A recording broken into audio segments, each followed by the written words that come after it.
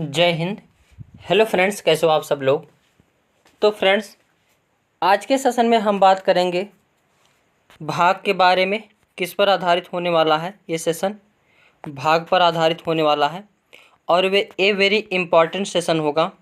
और बताकर आप सभी को मुझे खुशी हो रही है कि हमने जितने भी जो है क्वेश्चन यानी वीडियो अपलोड किए हैं पॉलिटी के लिए, रेलवे के लिए, उन सभी से सारे क्वेश्चन जितने भी पूछे जा रहे हैं, यानी 7 तारीख से जो पेपर हो रहा है एनटीपीसी 10+2 का, सारे उसमें मैच खा रहे हैं। सारे क्वेश्चन डिट्टो, उसका एनालिसिस भी कराया हूँ और मैं बताया हूँ कहाँ इसको पढ़ाया हूँ, उसको आप सभी लोग देख सकते हैं। और ये बड़ी प्रसन्नता होती है कि सारे क्वेश्चन मैच खा रहे मिल रहे हैं। तो उसी सीरीज में अब हम पेट की तैयारी करने के लिए स्टार्ट करते हैं।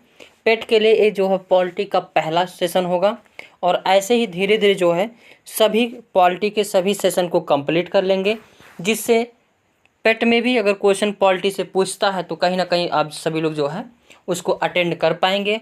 और बहुत छोटे से जो है सेशन में हर चीज़ों को हम कंप्लीट करेंगे। तो चलते हैं, देखते हैं आज के सेशन को। पहले हम लोग देख लेते हैं जो भाग है। अब भाग फर्स्ट क्या है?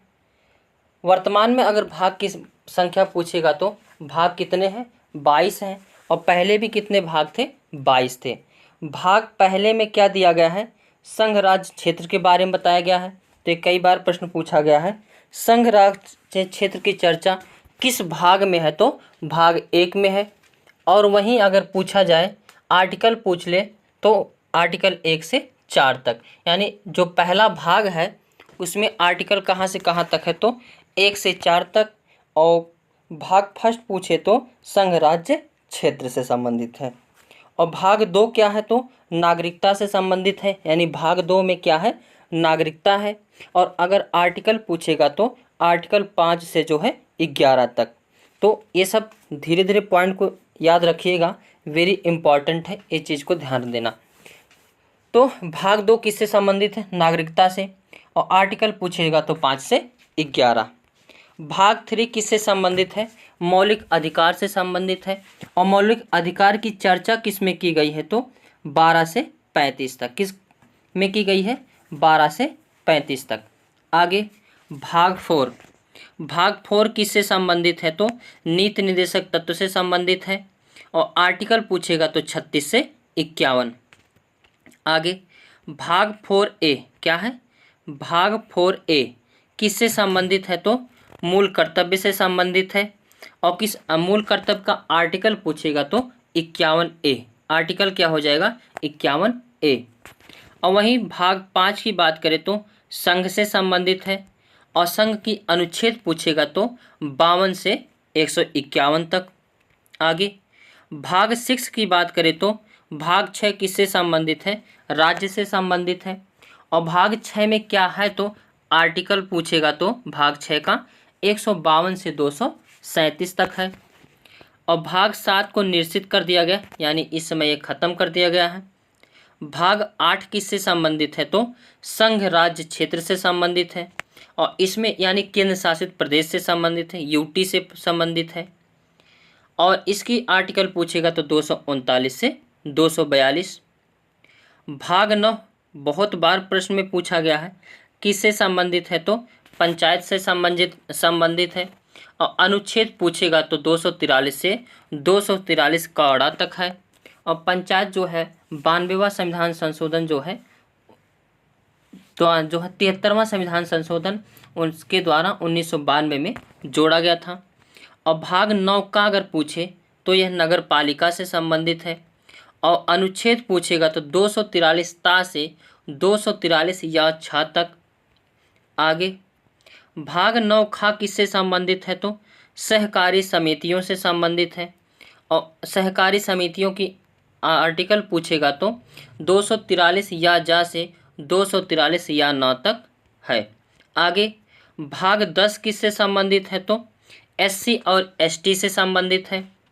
और वहीं भाग 11 पूछेगा तो संघ और राज्यों के बीच संबंध से संबंधित है।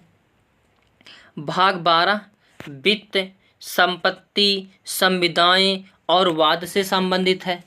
अनुच्छेद पूछेगा तो 264 से 300 का तक है। अब 300 का जो वित्त से संबंधित है, पहले संपत्ति का अधिकार मौलिक अधिकार हुआ करता था आर्टिकल 31 के तहत। किसके तहत? आर्टिकल 31 के तहत। लेकिन जो है इसमें संशोधन करके जो है 44वां संविधान संशोधन द्वारा बीजेपी के नेता यानी उस समय पीएम मोरारजी देसाई थे और इन्होंने संविधान संशोधन किया, 44वां संविधान संशोधन। इसी के द्वारा जो है आर्टिकल 31 को मौलिक अधिकार से हटाकर जो है 300 ए या 300 का मिलाकर रखा गया। तो प्रश्न कई बार पूछा गया, अभी एनटीपीसी में भी पूछा गया था कि संपत्ति का अधिकार इस समय क्या है, तो एक कानूनी अधिकार है।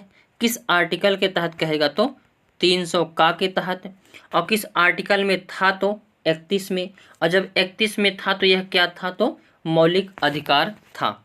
आगे भाग 13 किससे संबंधित है, तो भारत के राज्य क्षेत्र के भीतर व्यापार, वाणिज्य एवं समागमन से संबंधित है। हालांकि ये इतना इम्पोर्टेंट नहीं है। भाग 14 क्या है, संघ राज्यों के अधीन सेवाओं से संबंधित है। भाग 14 का अधिकरण, ये भी इम्पोर्टेंट है। भाग 14 का कहेगा तो अधिकरण है। भाग 15 वेरी वेरी इम्पोर्टेंट। भाग 15 क्या है, तो निर्वाचन से संबंधित है। और अनुच्छेद पूछेगा तो 324 से 329 तक है। तो निर्वाचन कहाँ से कहाँ तक है, तो 324 से 329 तक। और भाग 17 में क्या है, तो राजभाषा से संबंधित है। राजभाषा किस भाग में है, तो 17 में। आर्टिकल पूछेगा तो 343 से 351 तक। और भाग 18 किससे संबंधित है, तो आपात उपबंध से संबंधित है। किससे? आपात उपबंध से संबंधित है। आर्टिकल पूछेगा तो 352 से 360 तक। 352 में क्या है, राष्ट्रपति शासन है। 366 में क्या है, 356 में राष्ट्रीय आपातकाल है। और अनुच्छेद जो है 360 में क्या है, तो वित्तीय आपातकाल है। आगे भाग 20 किससे संबंधित है, तो संविधान संशोधन से संबंधित है। तो किस आर्टिकल पूछेगा, तो 368 के तहत। तो आज के सेशन में अब हम लोगों ने भाग को देख लिया। अब कुछ क्वेश्चन को देखते हैं। जैसे क्वेश्चन पूछा गया है, निम्नलिखित में से किस भाग में भाषा की चर्चा की गई है, तो अभी हमने देखा तो भाग 17 में। आगे निम्नलिखित में से किस भाग में संविधान संशोधन की चर्चा की गई है, तो अभी हमने बताया भाग 20 में। आर्टिकल पूछेगा तो 368 के तहत। नेक्स्ट, निम्नलिखित में से किस भाग में निर्वाचन की चर्चा की गई है, तो निर्वाचन तो भाग 15 में की गई है। नेक्स्ट क्वेश्चन, और आर्टिकल पूछेगा 324 से 329 तक।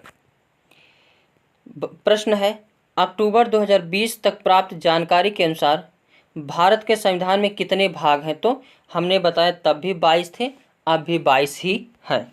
आगे भारतीय संविधान के निम्नलिखित में से किस अनुच्छेद के भाग 20 में संविधान और उसकी प्रक्रिया के संशोधन करने के लिए संसद की शक्तियों का संबोधित करता है, तो आर्टिकल 368 के तहत। तो इसका B option is the correct answer. Next, अब हमने क्वेश्चन कुछ देख लिया, तो आज के सेशन में बस इतना ही। मिलेंगे नेक्स्ट वीडियो में। Thank you for watching. Hello friends, कैसे हो आप सब लोग। तो फ्रेंड्स, आज के सेशन में हम बात करने वाले हैं भारतीय संविधान के जो स्रोत हैं उनके बारे में प्रश्न देखेंगे पॉइंट को, और इसको फुल डिटेल से देखना। ये 5 से 7 मिनट का वीडियो होगा, लेकिन यहाँ से एक नंबर जो है आपको देखने को ज़रूर मिलेगा। और आपको बताकर मुझे बहुत खुशी हो रही है कि हम जितने भी पॉलिटी के वीडियो अपलोड किए हैं उन सभी से जो भी तुम्हारे जो है एग्ज़ाम में क्वेश्चन पूछे जा रहे हैं सभी उसमें मैच खा रहे हैं। यानी कम समय में या कम डाटा में बहुत सारा चीज़ जो आपको मिल जा रहा है, और यानी कह सकते हो 5 मिनट के वीडियो में 1 नंबर प्राप्त कर सकते हैं। इतना सीधा है। और अभी एचटेट का जो पेपर हुआ था उसमें 30 में से 28 क्वेश्चन तो अपने सेल्फ है सीडीपी से बस फंसाया था। सीडीपी में जो 30 को प्रश्न आते हैं उसमें से 28 नंबर जो है डिट्टो मेरे में से पा जाओगे, इतने कॉन्फिडेंस है। ऐसा नहीं कि नहीं आया, सबका प्रूफ है, बस ये है कि उसका टाइम मिलेगा तो वीडियो बना के आप सभी को देंगे कि देखो ए पॉइंट हम पढ़ाए हैं, इस दिन पढ़ाए हैं और इस दिन एक क्वेश्चन जो है पूछा गया है। वैसे आज हम बात करने वाले हैं किस में, भारतीय संविधान के स्रोत पर। इसमें कॉन्सेप्ट को भी देखेंगे और PYQ को भी देखेंगे। तो देखते हैं भारत के संविधान के स्रोत यानी सोर्स ऑफ इंडियन कॉन्स्टिट्यूशन। अगर प्रश्न पूछेगा सबसे बड़ा किस देश का संविधान है तो भारत का है। सबसे बड़ा लिखित संविधान किस देश का है तो भारत का है। वकीलों का स्वर्ग किसे कहा जाता है तो भारत के संविधान को कहा जाता है। अब इसमें जो है भारत के संविधान के निर्माण में कई देशों से कई सारी चीज़ें लिए गए हैं। इसको बहुत सारे लोग कहते हैं कि हमारा संविधान उधारों का संविधान है। तो एक बात उन्हें मैं बता दूं, डॉक्टर BR अम्बेडकर जी खुद ही बोले हैं कि उधार या गड़बड़ उसे नहीं कह सकते हैं। अगर किसी व्यक्ति या किसी की अच्छाई को ले रहे हो तो एक गलत बात नहीं है। तो जैसे अगर कहेगा 2/3 भाग कहाँ से लिया गया है, यानी भारत का जो संविधान है उसमें 2/3 हिस्सा कहाँ से लिया गया है तो 2/3 भाग। तो ये कहाँ से लिया गया है तो भारत के जो भारत शासन अधिनियम 1935 तो 2/3 भाग कहाँ से लिया गया, भारत शासन अधिनियम 1935 से लिया है। अब आगे देखते हैं अमेरिका से। तो पहला क्या है, अमेरिका से क्या क्या लिया गया है, ग्रहण किया गया, उसको देखते हैं। जैसे मूल अधिकार अमेरिका से ग्रहण किया गया है। राष्ट्रपति पर महाभियोग की प्रक्रिया अमेरिका से लिया गया है। स्वतंत्र एवं निष्पक्ष न्यायपालिका अमेरिका से लिया गया है। न्यायिक पुनरावलोकन का सिद्धांत अमेरिका से लिया गया है। आगे यूके से यानी यूनाइटेड किंगडम से क्या क्या लिया गया है, संसदीय शासन व्यवस्था यानी संसद की कैसी व्यवस्था रहेगी, कैसा शासन चलाया जाएगा, एक प्रक्रिया कहाँ से लिया गया है, यूके से। और संसदीय विशेषाधिकार यानी जो संसद होते हैं या सांसद होते हैं उनकी कुछ विशेषाधिकार होते हैं, तो ये विशेषाधिकार भी कहाँ से लिए गए हैं, यूके से। विधि का शासन यानी कानून का शासन की प्रक्रिया कहाँ से लिया गया है, यूके यानी यूनाइटेड किंगडम से। एकल नागरिकता, तो यहाँ से एक प्रश्न और पूछा जाता है कि भारत में कौन सी नागरिकता का प्रावधान है तो एकल नागरिकता का, और ये कहाँ से ग्रहण किया गया है, यूके से यानी यूनाइटेड किंगडम से। आगे रूस से क्या लिया गया है तो मौलिक कर्तव्य लिया गया है। अब मौलिक कर्तव्य के बारे में थोड़ा सा जानकारी कर लेते हैं। मौलिक कर्तव्य जो है कहाँ से लिया गया है तो रूस से। और पूछा जाता है जब ये लिया जा रहा था कितने पर चर्चा हो रही थी लेने की तो 8 की, लेकिन लिया कितना गया था तो 10 लिया गया था। और वर्तमान में मौलिक कर्तव्य पूछेगा तो 11। और ये किसके द्वारा लिया गया है तो सरदार स्वर्ण सिंह समिति द्वारा लिया गया है। किसके, सरदार स्वर्ण सिंह समिति द्वारा। और कौन से संशोधन में लिया गया है तो 42वां संविधान संशोधन 1976 द्वारा। और उस समय PM कौन थे तो श्रीमती इंदिरा गांधी जी। आगे जर्मनी से क्या क्या ग्रहण किया गया है तो आपात के समय मौलिक अधिकारों का निलंबन, एक कहाँ से लिया गया है तो जर्मनी से। और आपात उपबंध एक कहाँ से लिया गया है तो जर्मनी से। आगे कनाडा से क्या क्या लिया गया है तो सरकार की संघीय व्यवस्था कनाडा से लिया गया है। अवशिष्ट शक्ति केंद्र में निहित होगी, यह किससे लिया गया है तो कनाडा से। आगे आयरलैंड से क्या क्या लिया गया है, नीति निर्देशक तत्व कहाँ से लिया गया है तो आयरलैंड से लिया गया है। राष्ट्रपति निर्वाचन मंडल की व्यवस्था कहाँ से लिया गया है तो आयरलैंड से लिया गया है। आगे दक्षिण अफ्रीका से क्या क्या ग्रहण किया गया है तो संविधान संशोधन, किस आर्टिकल के तहत तो 368 के तहत जो है संविधान संशोधन किया जाता है। आगे फ्रांस से क्या क्या लिया गया है तो स्वतंत्रता, समानता, बंधुत्व एवं गणतंत्र शब्द लिया गया है। तो ये कई बार प्रश्न पूछा गया है कि स्वतंत्रता, समानता, बंधुत्व एवं गणतंत्र शब्द कहाँ से लिया गया है तो फ्रांस से। आगे ऑस्ट्रेलिया से क्या क्या लिया गया है तो समवर्ती सूची, संयुक्त अधिवेशन, केंद्र राज्य संबंध, एक कहाँ से लिया गया है तो ऑस्ट्रेलिया से। आगे जापान से क्या क्या लिया गया है तो विधि द्वारा स्थापित प्रक्रिया, विधि सिद्धांतों का प्रावधान जिसके आधार पर भारत और सुप्रीम कोर्ट या हाई कोर्ट कार्य करता है। ये प्रक्रिया कहाँ से लिया गया है? तो जापान से। अब वैसे पूरा देश एक, हाँ देखो ये प्रश्न देख ही मिल गया। भारतीय संविधान में विशेषता कितने देशों से विशेषताएं ली गई हैं? तो 10 देशों से ली गई, जो कि ऊपर हमने अभी देखा है। नेक्स्ट क्वेश्चन, भारतीय संविधान के राज्य के नीति निर्देशक सिद्धांत कहाँ से लिए गए हैं? तो अभी हमने देखा आयरलैंड के संविधान से। नेक्स्ट क्वेश्चन, भारतीय संविधान, ये देखो कितनी बार क्वेश्चन पूछा गया है। भारतीय संविधान में शामिल स्वतंत्रता, समानता एवं बंधुत्व के सिद्धांत किस देश के संविधान से लिया गया है? तो कहाँ से? फ्रांस से। यानी फ्रांस की क्रांति या फ्रांस के संविधान से क्या लिया गया है? स्वतंत्रता, समानता एवं बंधुत्व शब्द। आगे, भारत के संविधान में अर्धसंघीय शासन प्रणाली की विशेषता किस देश से ली गई है? तो अर्धसंघीय शासन व्यवस्था कहेगा तो कनाडा से। कहाँ से?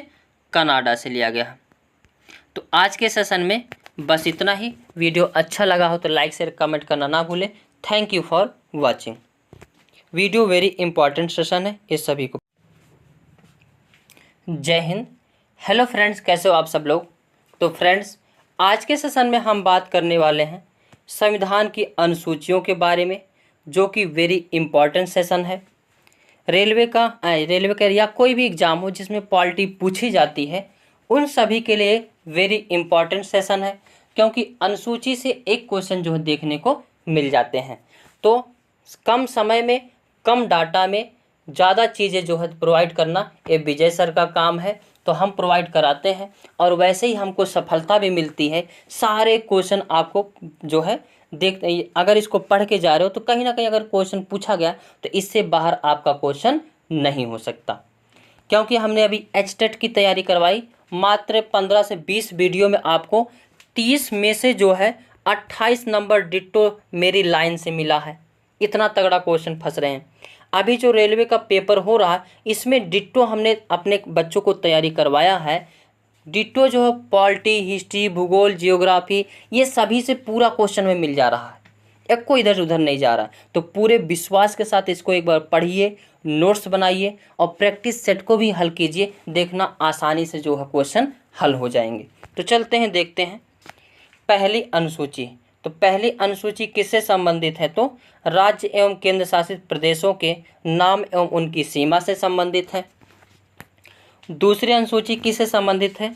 वेतन भत्तों से, यानी कितना वेतन रहेगा, कितना भत्ता रहेगा, ये दूसरी अनुसूची में दिया गया है।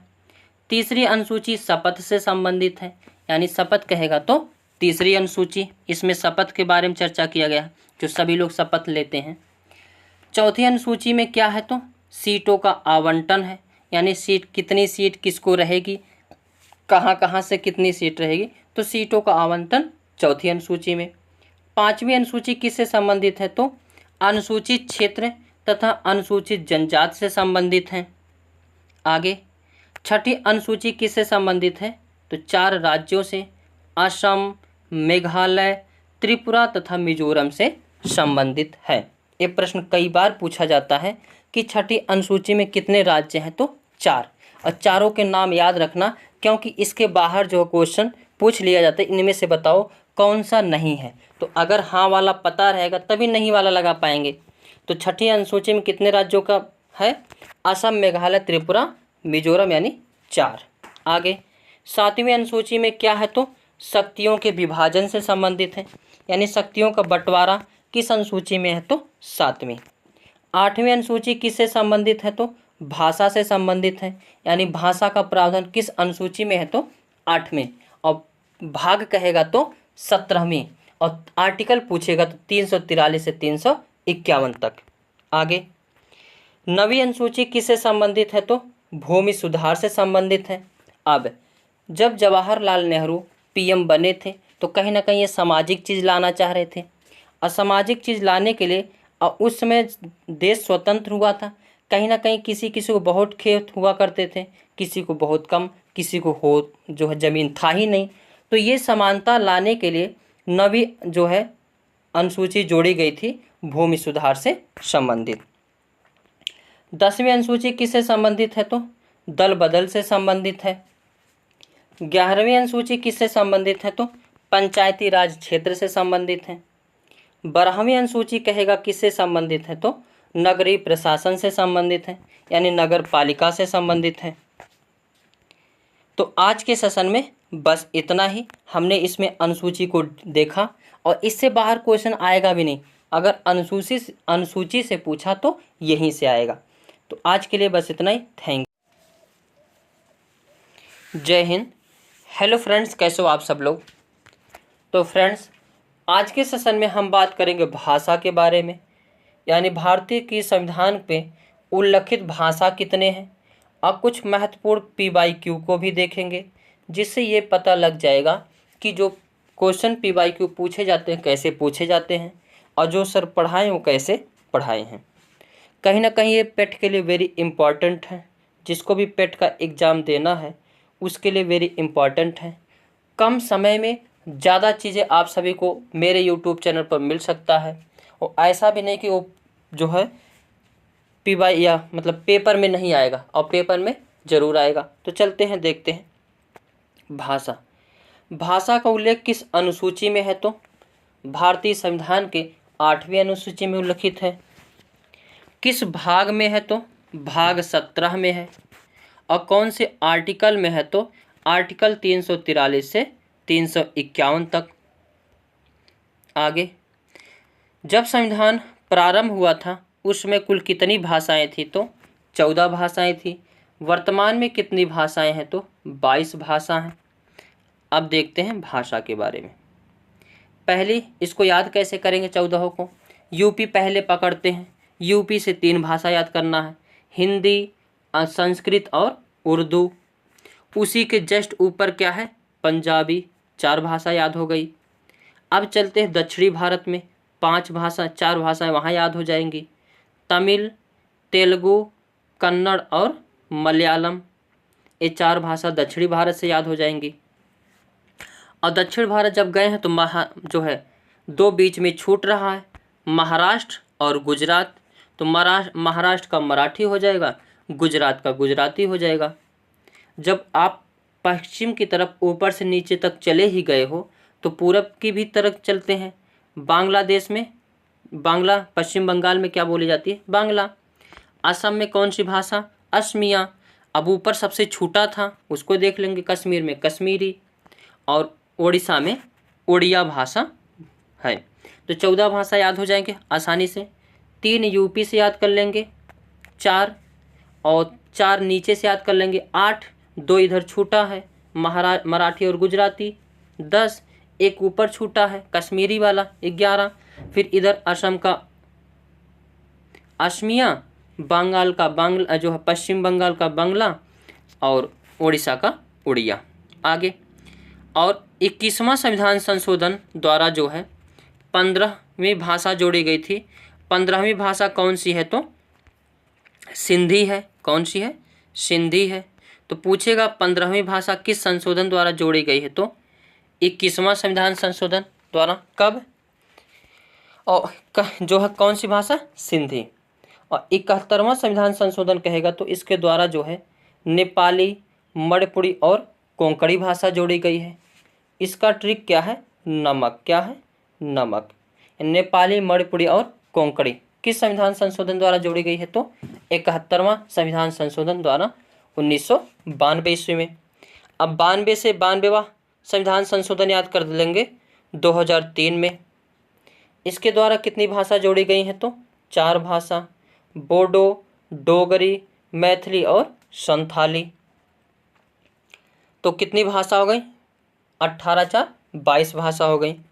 अब हिंदी दिवस कब मनाया जाता है? तो 14 सितंबर को मनाया जाता है। कब? 14 सितंबर को। और 10 जनवरी को क्या मनाया जाता है? तो विश्व हिंदी दिवस मनाया जाता है। 21 फरवरी कहेगा तो मातृभाषा दिवस मनाया जाता है। आगे, भाषा से संबंधित कुछ आर्टिकल ये सब पूछे गए हैं। अनुच्छेद 343 फर्स्ट कहेगा तो भारत की राजभाषा क्या है? हिंदी है। और भारत की लिपि कौन सी है? देवनागरी। आगे, 348 फर्स्ट के तहत क्या है, उच्च न्यायालय की भाषा कौन सी है, अंग्रेजी। और आर्टिकल 120 क्या है, संसद की भाषा के चर्चा की गई है। और आर्टिकल 210 कहेगा तो विधानमंडल की भाषा। आर्टिकल 345 कहेगा तो प्रादेशिक भाषा। और आर्टिकल 346 कहेगा तो पत्रादि की राजभाषा। 350 बी कहेगा तो अल्पसंख्यक वर्ग की भाषा, यानी अल्पसंख्यक वर्ग की भाषा अपने उसको जो है कैसे उसको बढ़ा सकते हैं, समाज में ला सकते हैं, विकास कैसे कर सकते हैं, इन सब के बारे में चर्चा है। और 351 के बारे में लिखा गया कि भारत जो है अपनी भाषा को कैसे बढ़ा सकता है। आर्टिकल 351 किससे संबंधित है तो शास्त्रीय भाषा से संबंधित। किससे, शास्त्रीय भाषा से, जिसकी संख्या कितनी है, 6। कौन कौन सी है, तमिल, तेलुगु, कन्नड़, संस्कृत, तमिल, तेलुगु, कन्नड़, मलयालम और ओडिसी। 4 तो नीचे से याद कर लेंगे, एक यूपी का, एक ओडिशा का। यूपी से संस्कृत, ओडिशा से ओडिया या ओडिसी, और नीचे से तमिल, तेलुगु, कन्नड़, मलयालम। तो 6 जो है शास्त्रीय भाषा है। आगे तो आज के सेशन में बस भाषा यहीं पर कंप्लीट होता है। अब इसके कुछ जो है प्रश्न को देख लेते हैं बहुत ध्यान से। प्रश्न पूछा गया है कि प्रारंभ में भारतीय संविधान के 8वीं अनुसूची में कितनी भाषाओं को शामिल किया गया था। अब जब संविधान लागू हुआ था उसमें भाषा कितने थे तो 14। आगे, निम्नलिखित में से कौन सी गोवा की राजभाषा है, तो गोवा की राजभाषा कौन सी है तो कोंकणी है। आगे, भारतीय राजभाषा अधिनियम इनमें से किस वर्ष पारित हुआ था तो 1953 ईस्वी में पारित किया गया था। और इनमें से कौन सी भाषा भारतीय संविधान की 8वीं अनुसूची में शामिल 22 भाषाओं में से एक शास्त्रीय भाषा है, तो अभी हमने देखा संस्कृत एक शास्त्रीय भाषा है। आगे, निम्नलिखित में से कौन सी आंध्र प्रदेश की राजभाषा है तो आंध्र प्रदेश की तेलुगु है। कौन सी है, तेलुगु। आगे, बोडो, डोगरी, मैथिली और संथाली भारतीय संविधान के 8वीं अनुसूची में किस वर्ष शामिल किया गया था तो 2002 में। वैसे 2002 या 2003, तो 2002 है तो 2002 लग जाएगा। आगे, बस क्वेश्चन को भी हमने देखा। तो आज के सेशन में बस इतना ही। वीडियो अच्छा लगा हो तो लाइक, शेयर, कमेंट करना ना भूलें। Thank you for watching. जय हिंद। हेलो फ्रेंड्स, कैसे हो आप सब लोग। तो फ्रेंड्स, आज के सेशन में हम बात करने वाले हैं नीति निर्देशक तत्व के बारे में, और ये वेरी इम्पॉर्टेंट भी सेशन होगा पेट 2025 के लिए। किसके लिए, पेट 2025 के लिए, क्योंकि यहाँ से क्वेश्चन आप सभी को ज़रूर देखने को मिलेंगे। पॉलिटी से क्वेश्चन जो उठते हैं वो हमारे यहाँ से तैयारी कर सकते हैं इस यूट्यूब चैनल से। तो देखते हैं नीति निर्देशक तत्व। संविधान सभा में संवैधानिक सलाहकार BN राव के द्वारा इनकी सिफारिश की गई थी। यानी अगर पूछेगा नीति निर्देशक तत्व की सिफारिश किसने किया था तो BN राव।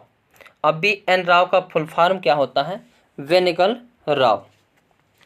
और इनकी सिफारिश की गई थी तथा तेज बहादुर के द्वारा प्रारूप का निर्माण किया गया था। तो अगर कहेगा नीति निर्देशक तत्व के प्रारूप का निर्माण किसने किया था तो तेज बहादुर। नीति निर्देशक तत्व की सर्वप्रथम अभिव्यक्ति किस में होती है तो 1935 के भारत शासन अधिनियम के अनुदेश पत्र में होती है। यानी नीति निर्देशक तत्व की झलक कहाँ मिलती है तो 1935 के भारत शासन अधिनियम में। और यह कहाँ से लिया गया है तो आयरलैंड से लिया गया। कहाँ से, आयरलैंड से। आगे, डॉक्टर भीमराव अंबेडकर जी ने क्या कहा था कि इसको अनोखी विशेषता की संज्ञा दी है। ये जो कथन है ये भी प्रश्न में पूछा जाता है। ठाकुर दा भार्गव ने क्या कहा, नीति निर्देशक तत्वों को भारतीय संविधान का प्राण, जीवन एवं सार तत्व की संज्ञा दी है। जेनिंग्स के अनुसार नीति निर्देशक तत्व भारत में फेबियन समाजवाद की स्थापना में सहायक है और इसका मुख्य उद्देश्य क्या है तो सामाजिक तथा आर्थिक प्रजातंत्र की स्थापना करना। आगे अब आर्टिकल को देखते हैं। आर्टिकल 36 किससे संबंधित है? राज्य की परिभाषा से संबंधित है, यानी राज्य किसे कहेंगे, क्योंकि जो नीति निर्देशक तत्व होता है वह राज्य लागू करेगा, लेकिन राज्य से ज़बरदस्ती लागू नहीं करवा सकते हैं। आर्टिकल 37 में यही लिखा गया है कि राज्य की मर्जी है नीति निर्देशक तत्व को लागू करे या ना करे। आर्टिकल 39 किससे संबंधित है तो राज्य के प्रत्येक स्त्री व पुरुष को समान रूप से जीविका के साधन उपलब्ध कराने का प्रयत्न करेगा। आर्टिकल 40 यह ग्राम पंचायत का गठन से संबंधित है। आर्टिकल 41 राज्य काम, शिक्षा, लोक सहायता का अधिकार देगा। आर्टिकल 44 समान नागरिक संहिता से संबंधित है। आर्टिकल 45 इसमें यह लिखा गया है कि 6 वर्ष से कम उम्र के बच्चों की पूर्व प्रारंभिक शिक्षा और उनकी बाल्यावस्था की देखभाल की व्यवस्था राज्य करेगा। आर्टिकल 46 एससी और एसटी समाज के दुर्बल वर्ग की शिक्षा की व्यवस्था करेगा राज्य। आर्टिकल 47 में मद्य निषेध, पोषाहार और स्वास्थ्य की चर्चा की गई है। आर्टिकल 48 कृषि, पशुपालन और दुधारू पशु या पशुवध, पशु निषेध की बातें की गई है। आर्टिकल 49 राष्ट्रीय महत्व स्मारक संस्थान का संरक्षण से संबंधित है। आर्टिकल 50 कार्यपालिका और न्यायपालिका से संबंधित है। आर्टिकल 51 अंतर्राष्ट्रीय शांति सुरक्षा में अभिवृद्धि की बातें करता है। तो आज के सेशन में यहाँ पर कंप्लीट होता है। सबसे कम डाटा में, सबसे कम समय में एग्जैक्ट चीज़ें जो आप सभी को मिलेगी इस यूट्यूब चैनल को, तो आप सभी लोग सब्सक्राइब कर लें। तो आज के लिए बस इतना ही, मिलते हैं नेक्स्ट वीडियो में। Thank you for watching. जय हिंद। हेलो फ्रेंड्स, कैसे हो आप सब लोग। तो फ्रेंड्स, आज के सेशन में हम बात करने वाले हैं संविधान का विकास कैसे हुआ है और संविधान की तैयारी या संविधान किसके द्वारा बनाया गया, संविधान में कितने प्रावधान, कितने अनुच्छेद, कितने भाग हैं, इन सभी के बारे में जो डिटेल से देखेंगे। और इसमें करीब जो है 4-5 टॉपिक को इसमें कवर करेंगे और यह पेट के लिए वेरी इम्पॉर्टेंट होगा। किसके लिए? पेट के लिए 2025, क्योंकि पेट में 1 से 2 नंबर जो है देखने को मिलते हैं। तो बहुत कम टाइप में, बहुत कम वीडियो में आप सभी को उस 2 नंबर को दिलाने का पूरा प्रयास है। हालांकि हमने जब प्रयास किया तो उसमें सफल भी हुआ हूँ। तो कहीं ना कहीं ये आप सभी के लिए वेरी हेल्पफुल होने वाला है। तो देखते हैं जो है संविधान का जो विकास हुआ है कहाँ से हुआ है और लास्ट में फाइनली जब बन के तैयार हुआ तो इसमें क्या क्या है, क्या सिंबल है, कब अपनाया गया, इन सभी के बारे में डिटेल से देखेंगे। तो चलते हैं, देखते हैं भारतीय संविधान का इतिहास। सबसे पहली बार स्वराज विधेयक के माध्यम से तिलक द्वारा संविधान की मांग की गई। तो अगर प्रश्न पूछेगा सबसे पहली बार जो है संविधान की मांग किसने किया है तो तिलक जी ने। किसके माध्यम से किया है तो स्वराज विधेयक के माध्यम से। और कब किए हैं तो 1895 ईस्वी में। अगर दूसरी बात देखें 1922 ईस्वी में पहली बार महात्मा गांधी जी ने बोला कि भारत का संविधान भारतीयों की इच्छा के अनुसार होगा। तो ये भी प्रश्न पूछा जाता है कि किसने कहा था कि भारत का संविधान भारतीयों की इच्छा के अनुसार होगा, तो महात्मा गांधी। आगे 1928 ईस्वी में नेहरू रिपोर्ट के माध्यम से पहली बार संविधान बनाने का प्रयास किया गया? तो ये भी प्रश्न पूछा गया है कि सबसे पहली बार संविधान बनाने का प्रयास कब किया गया था? तो 1928 ईस्वी को। किसने किया था? तो मोतीलाल नेहरू। यहाँ जवाहरलाल नेहरू नहीं है, उनके पापा मोतीलाल नेहरू हैं। जब जगह जगह भारत में जो है दंगे फसाद आंदोलन बहिष्कार ये सब हो रहे थे, तो अंग्रेज़ों ने मोतीलाल नेहरू जी से कहा कि अगर तुम्हारे में औकात है तो संविधान बना के दिखा दो, और अगर इस पे सभी लोग सहमत हो जाएंगे तो हम जो है देश छोड़कर चले जाएंगे। हालांकि उसको पता था सब लोग मान जाएंगे लेकिन जिन्ना नहीं मानेगा। तो हालांकि इसमें जो मोतीलाल नेहरू जी ने इस चैलेंज को एक्सेप्ट किया और बनाने का प्रयास किया, तो उसको क्या कहा जाता है? नेहरू रिपोर्ट। हालांकि ये जो है बाद में रद्द हो गया क्योंकि जिन्ना वैसे भी नहीं मान रहा था।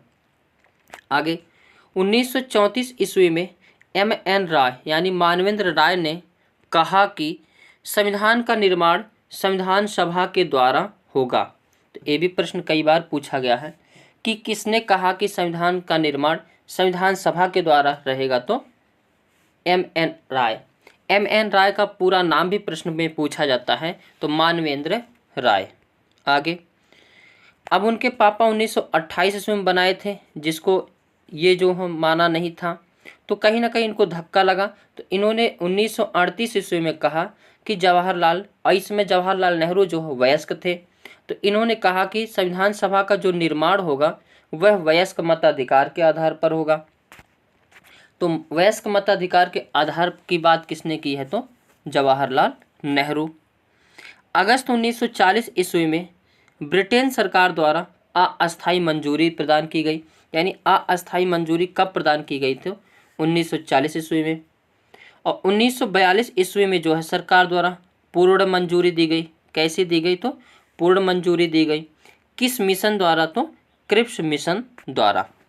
और इसी के तहत जो है 24 मार्च 1946 ईस्वी को कैबिनेट मिशन का गठन हुआ था, जो कि भारत में जो है 24 मार्च 1946 ईस्वी को आया था। इसमें कितने सदस्य थे? ये भी प्रश्न पूछा जाता है। तो 3 सदस्य थे, पैथिंग लॉरेंस, स्टैफर्ड क्रिप्स और अलेक्जेंडर। जो स्टैफर्ड क्रिप्स इसका था, तो इस कैबिनेट मिशन का जो है अध्यक्ष था। ये भी कई बार प्रश्न पूछा गया है कि इनमें से कौन जो इसमें शामिल नहीं है या कौन सा शामिल है। तो 3 नाम है, तीनों का नाम याद रखेंगे तो कहीं ना कहीं आंसर दे पाएंगे। पैथिंग लॉरेंस, स्टैफर्ड क्रिप्स और अलेक्जेंडर, A.V. अलेक्जेंडर। और स्टैफर्ड जो क्रिप्स था यह क्या था? इस कैबिनेट मिशन का अध्यक्ष था। आगे इसी के तहत जो है अंतरिम सरकार का गठन किया गया। अंतरिम सरकार का गठन कब किया गया? तो 2 सितंबर 1946 ईस्वी को। और अंतरिम सरकार के गठन जब हुए थे, तो अंतरिम सरकार के गठन का कार्य क्या था? तो यह देश का संचालन करता था, यानी देश को कैसे चलाया जाना है, एक काम कौन कर रहा था? अंतरिम सरकार।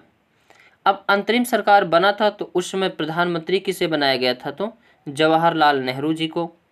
रक्षा मंत्री कौन बने थे? तो बलदेव सिंह। रेल मंत्री कौन बने थे? तो अरोड़ा आसफ अली। गृह मंत्री कहेगा तो पटेल जी। कृषि मंत्री डॉक्टर राजेंद्र प्रसाद बने थे। उद्योग मंत्री कौन बने थे? जॉन मथाई। शिक्षा मंत्री कौन बने थे? अब्दुल कलाम आज़ाद। गृह मंत्री तो अभी हमने देखा पटेल जी थे। आगे और इसी समय जो संविधान सभा का भी गठन किया गया। संविधान सभा जो कार्य करती थी वह संविधान बनाने का कार्य करती थी, लेकिन यही संविधान सभा के सदस्य जो है अंतरिम सरकार में भी होते थे। तो अंतरिम सरकार देश को चलाने के लिए, जबकि संविधान सभा क्या करती थी? संविधान को बनाने का कार्य करते थे। संविधान सभा में कितने सदस्य थे? तो 389 सदस्य थे, लेकिन इसका चुनाव हुआ था 1946 ईस्वी को। कब चुनाव हुआ था? 1946 ईस्वी को। कितनी सीटों पर हुआ था? तो 296। प्रश्न पूछा जाता है संविधान सभा में पहले कितने सदस्य चुने गए थे? 389, लेकिन चुनाव कितने पर हुआ था? 296 पर, क्योंकि इसमें मोहम्मद जो है जिन्ना की पार्टी और कई सारी पार्टी जो है अलग हो चुकी थी। आगे जिसमें से कांग्रेस को कितनी सीट मिली थी तो 208 सीट मिली थी, और मुस्लिम लीग को कितनी सीट मिली थी तो 73 सीट।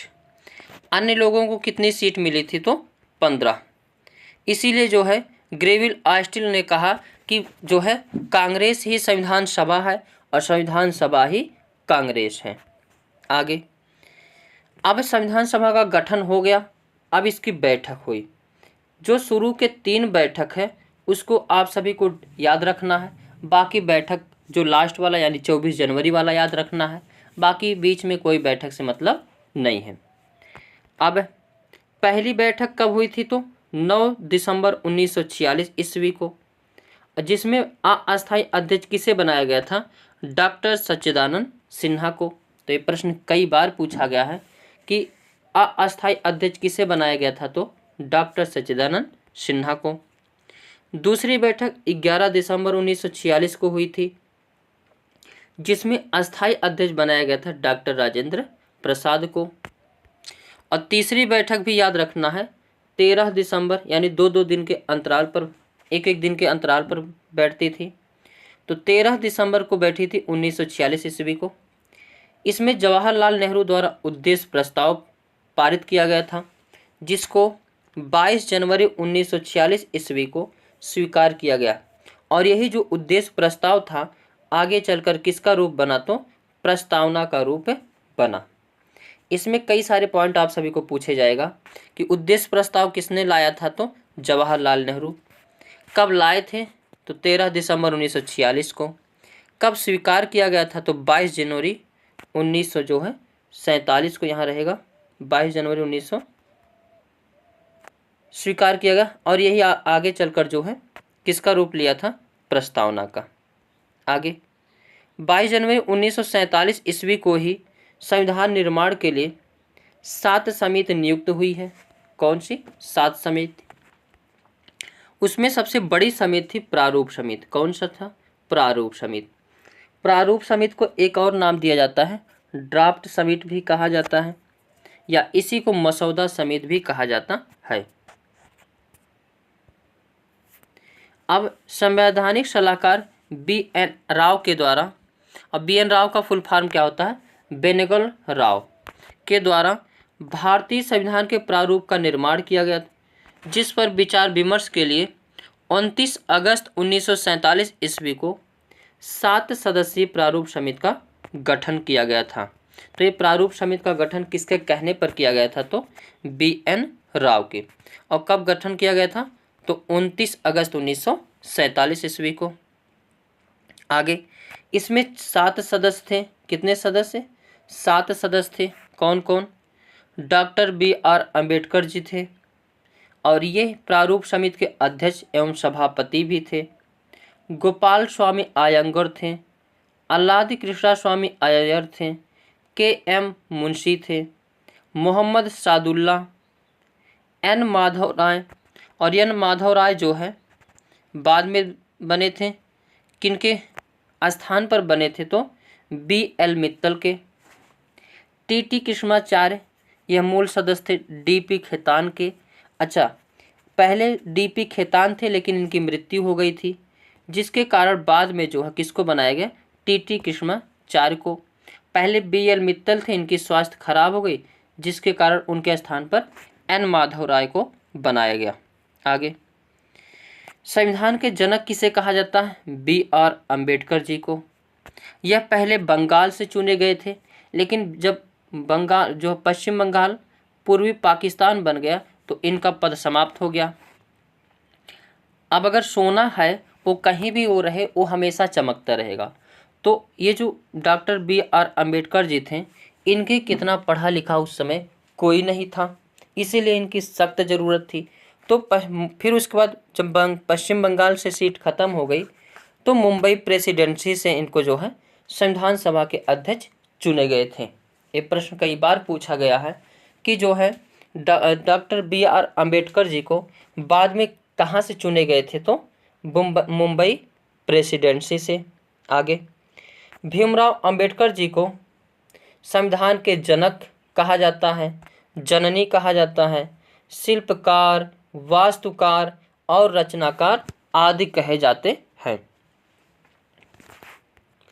आगे अब कुछ समिति के अध्यक्ष देखते हैं, जैसे संघ शक्ति समिति के अध्यक्ष। ये सब प्रश्न एकदम पूरा डिट्टो आप सभी को मिल जाएंगे, चाहे जो भी एग्जाम देंगे। संघ शक्ति समिति के अध्यक्ष कौन है? तो जवाहरलाल नेहरू। राज्य समिति के अध्यक्ष कहेगा तो जवाहरलाल नेहरू। संघ संविधान समिति के अध्यक्ष कहेगा तो जवाहरलाल नेहरू। यानी संघ, राज्य और संघ, इन तीनों के अध्यक्ष कौन है? तो जवाहरलाल नेहरू। आगे सरदार वल्लभ भाई पटेल किस किस के अध्यक्ष थे? तो प्रांतीय समिति के अध्यक्ष, मूल अधिकार समिति के अध्यक्ष, अल्पसंख्यक समिति के अध्यक्ष, सलाहकार समिति के अध्यक्ष। इन सभी के अध्यक्ष कौन थे? तो सरदार वल्लभ भाई पटेल। आगे कार्य संचालन समिति के अध्यक्ष कहेगा तो के.एम. मुंशी थे। कौन थे? के.एम. मुंशी थे। और वहीं संचालन समिति के अध्यक्ष कहेगा तो डॉक्टर राजेंद्र प्रसाद थे। नियम समिति के अध्यक्ष कहेगा तो डॉक्टर राजेंद्र प्रसाद थे। झंडा समिति के अध्यक्ष कहेगा तो डॉक्टर राजेंद्र प्रसाद थे। आगे संविधान सभा के द्वारा विधायिका की भूमिका के भी निर्वहन किया जाता था। और जब संविधान सभा विधायिका के रूप में कार्य करती थी तब इसकी अध्यक्षता कौन करते थे? जी.वी. मावलंकर। यानी फुल फॉर्म पूरा हो जाएगा गणेश वासुदेव मावलंकर। वेरी इंपॉर्टेंट ये भी पॉइंट है, कई एग्जाम में पूछा गया है कि जब संविधान सभा विधायिका के रूप में कार्य करती थी उसमें अध्यक्ष कौन होते थे? तो जी.वी. मावलंकर। और जब यही संविधान का निर्माण का कार्य करती थी यानी संविधान सभा का कार्य करती थी तब इसकी अध्यक्षता कौन करते थे? डॉक्टर राजेंद्र प्रसाद करते थे। आगे संविधान सभा के द्वारा 22 जुलाई 1947 को राष्ट्रीय ध्वज को स्वीकृति प्रदान की गई। तो कई बार प्रश्न पूछा गया है। राष्ट्रीय ध्वज को कब स्वीकार किया गया? तो 22 जुलाई 1947 को। 14 सितंबर 1949 को हिंदी को राजभाषा के रूप में मान्यता प्रदान हुई। अब प्रश्न पूछेगा भारत की राष्ट्रभाषा क्या है? तो भारत की राष्ट्रभाषा कुछ नहीं है। अगर भारत की राज्य भाषा कहेगा तो हिंदी है। क्या है? हिंदी। और इसको कब अपनाया गया था? तो 14 सितंबर 1949 ईस्वी को। इसीलिए 14 सितंबर को क्या मनाया जाता है? हिंदी दिवस मनाया जाता है। आगे 24 जनवरी 1950 ईस्वी को राष्ट्रीय गीत और राष्ट्रीय गान को मान्यता प्रदान की गई थी तथा डॉक्टर राजेंद्र प्रसाद को प्रथम राष्ट्रपति घोषित किया गया था। तो 24 जनवरी के डेट में 3 चीज़ याद रखना है, राष्ट्रीय गीत, राष्ट्रीय गान और राष्ट्रपति जो है, तीनों को संविधान के द्वारा संविधान में मान्यता मिली थी। आगे ये 24 जनवरी जो है संविधान सभा की अंतिम बैठक थी जिसमें संविधान सभा के सदस्यों के द्वारा भारतीय संविधान पर अंतिम रूप से हस्ताक्षर किए गए। और हस्ताक्षर से सभी लोग अलग अलग पढ़ाते हैं, लेकिन ये चीज़ ध्यान रखना कि मैंने भी कई जगह डिस्कस किया, किताब में खोजा, एनसीईआरटी में देखा, तो उसमें जो है प्रथम हस्ताक्षर किसके मिले हैं? तो जवाहरलाल नेहरू के। और अंतिम हस्ताक्षर कहेगा तो डॉक्टर राजेंद्र प्रसाद को।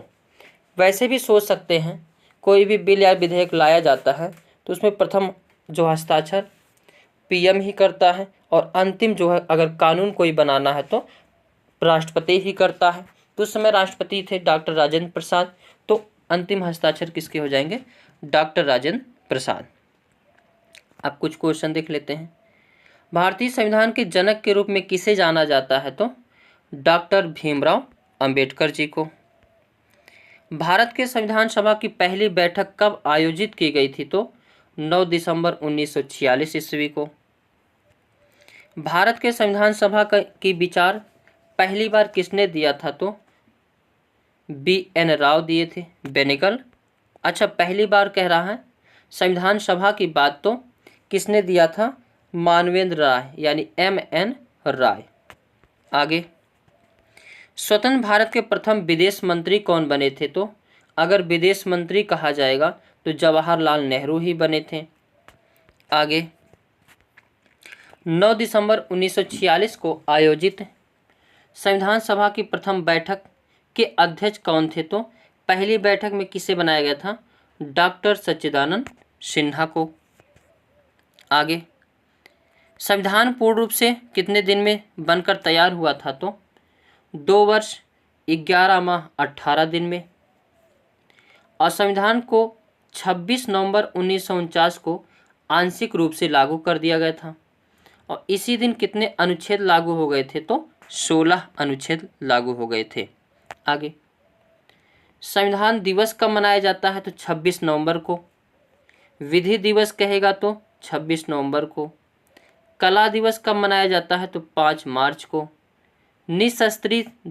निशस्त्रीकरण दिवस कब मनाया जाता है? तो 15 अप्रैल को। आगे, नेक्स्ट पॉइंट, भारत का संविधान के बारे में जान लेते हैं कि संविधान कैसा है।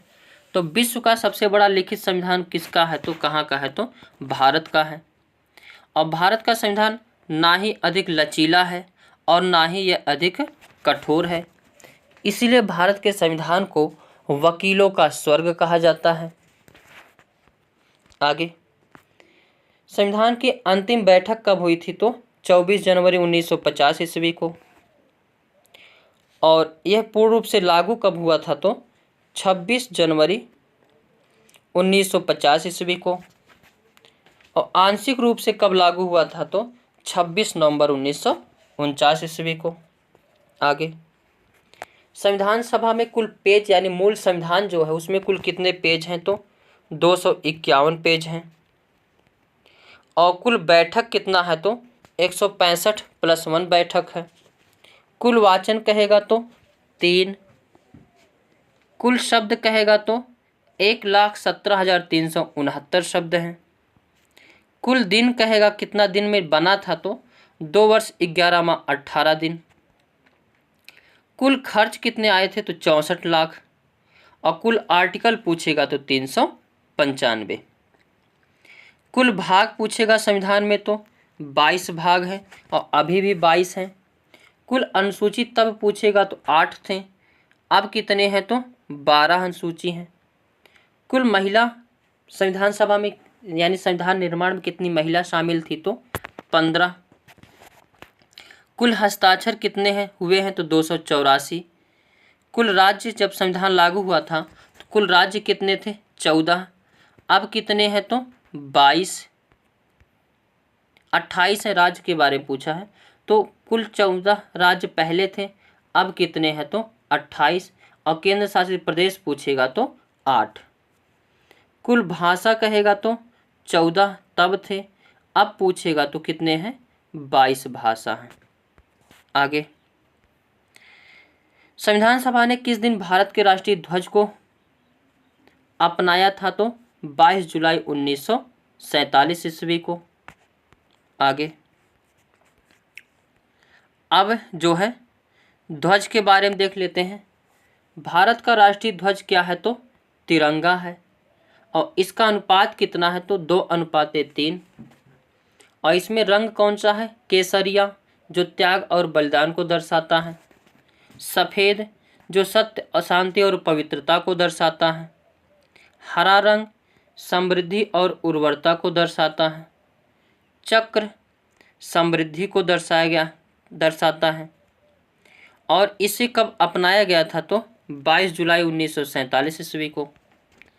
भारतीय तिरंगा के डिजाइन करता कौन है? तो पिंगली वेंकैया। और ध्वज की माता कहेगा तो मैडम भीकाजी कामा। भारतीय ध्वज संहिता 2002 को से 26 जनवरी 2002 से पूरे देश में लागू कर दिया गया।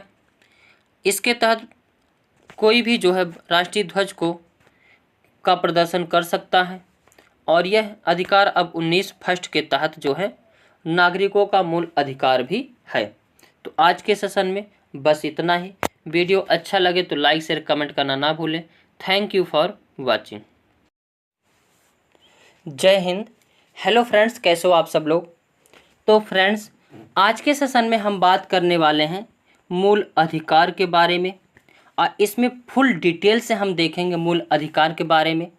और इससे अगर इस टॉपिक से किसी भी एग्जाम में क्वेश्चन पूछा गया तो गारंटेड है क्वेश्चन आपसे जो है वो छूट नहीं पाएगा, क्योंकि अभी हमने कई सारे एग्ज़ाम की तैयारी करवाया है जिसमें सभी लोग जो है बेस्ट पाए हैं। जैसे अभी हमने एचटेट की तैयारी करवाया है तो उसमें 30 में से जो है 28 नंबर डिट्टो मिला है मेरे लाइन से जो हम पढ़ाए हैं। आप चाहेंगे तो वीडियो सब मौजूद है, एचटेट 2025 के नाम से फोल्डर बना है, उसमें 15 से 20 वीडियो होगा, उसको आप देखिएगा और अपना जो एचटेट का एग्ज़ाम का पेपर है उसको उठा के देखिएगा सीडीपी, तो 30 में से 28 नंबर आपको डिट्टो मिल जाएगा। आगे उसी प्रकार जो अभी रेलवे की तैयारी हमने करवाया मैराथन में, उसमें भी सारे क्वेश्चन जो है फंस रहे हैं, तो पूरे कॉन्फिडेंस है, दिल से बहुत मज़ा आता है कि हाँ हम मेहनत कर रहे हैं तो कहीं ना कहीं एग्ज़ाम में जो है सफलता मिल रहा है।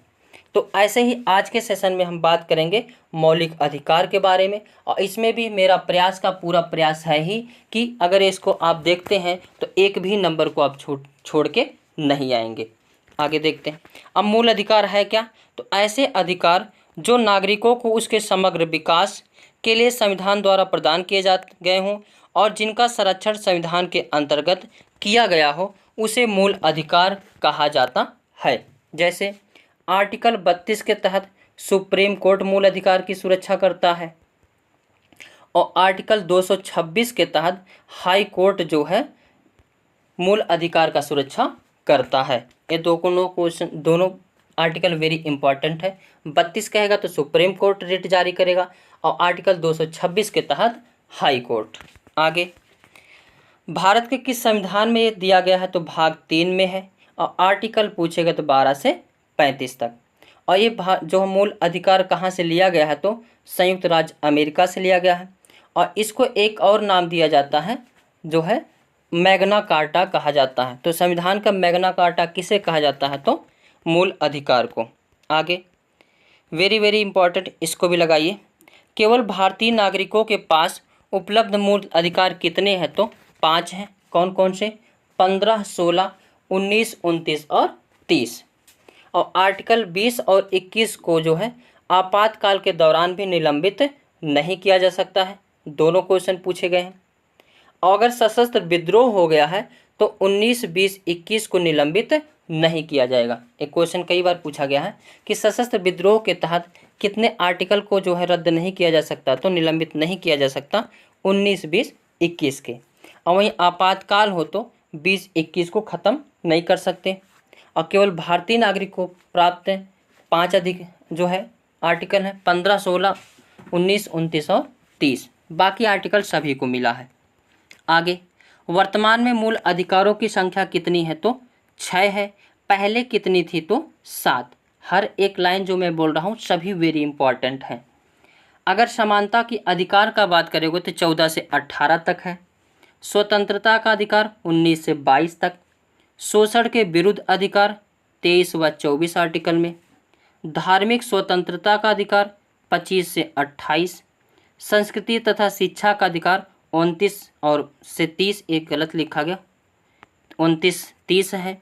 और संवैधानिक उपचारों का अधिकार कहेगा तो आर्टिकल 32। और संपत्ति का अधिकार कहेगा तो आर्टिकल 31 में था जो कि 44वें संविधान संशोधन द्वारा उसको ख़त्म कर दिया गया और इस समय उसे क्या बना दिया गया? आर्टिकल 301 के तहत कानूनी अधिकार।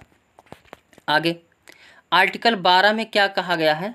राज्य की परिभाषा दी गई है, क्योंकि जो मूल अधिकार है वह राज्यों के विरुद्ध मिलता है। ये प्रश्न अभी 22 तारीख को पूछा गया था।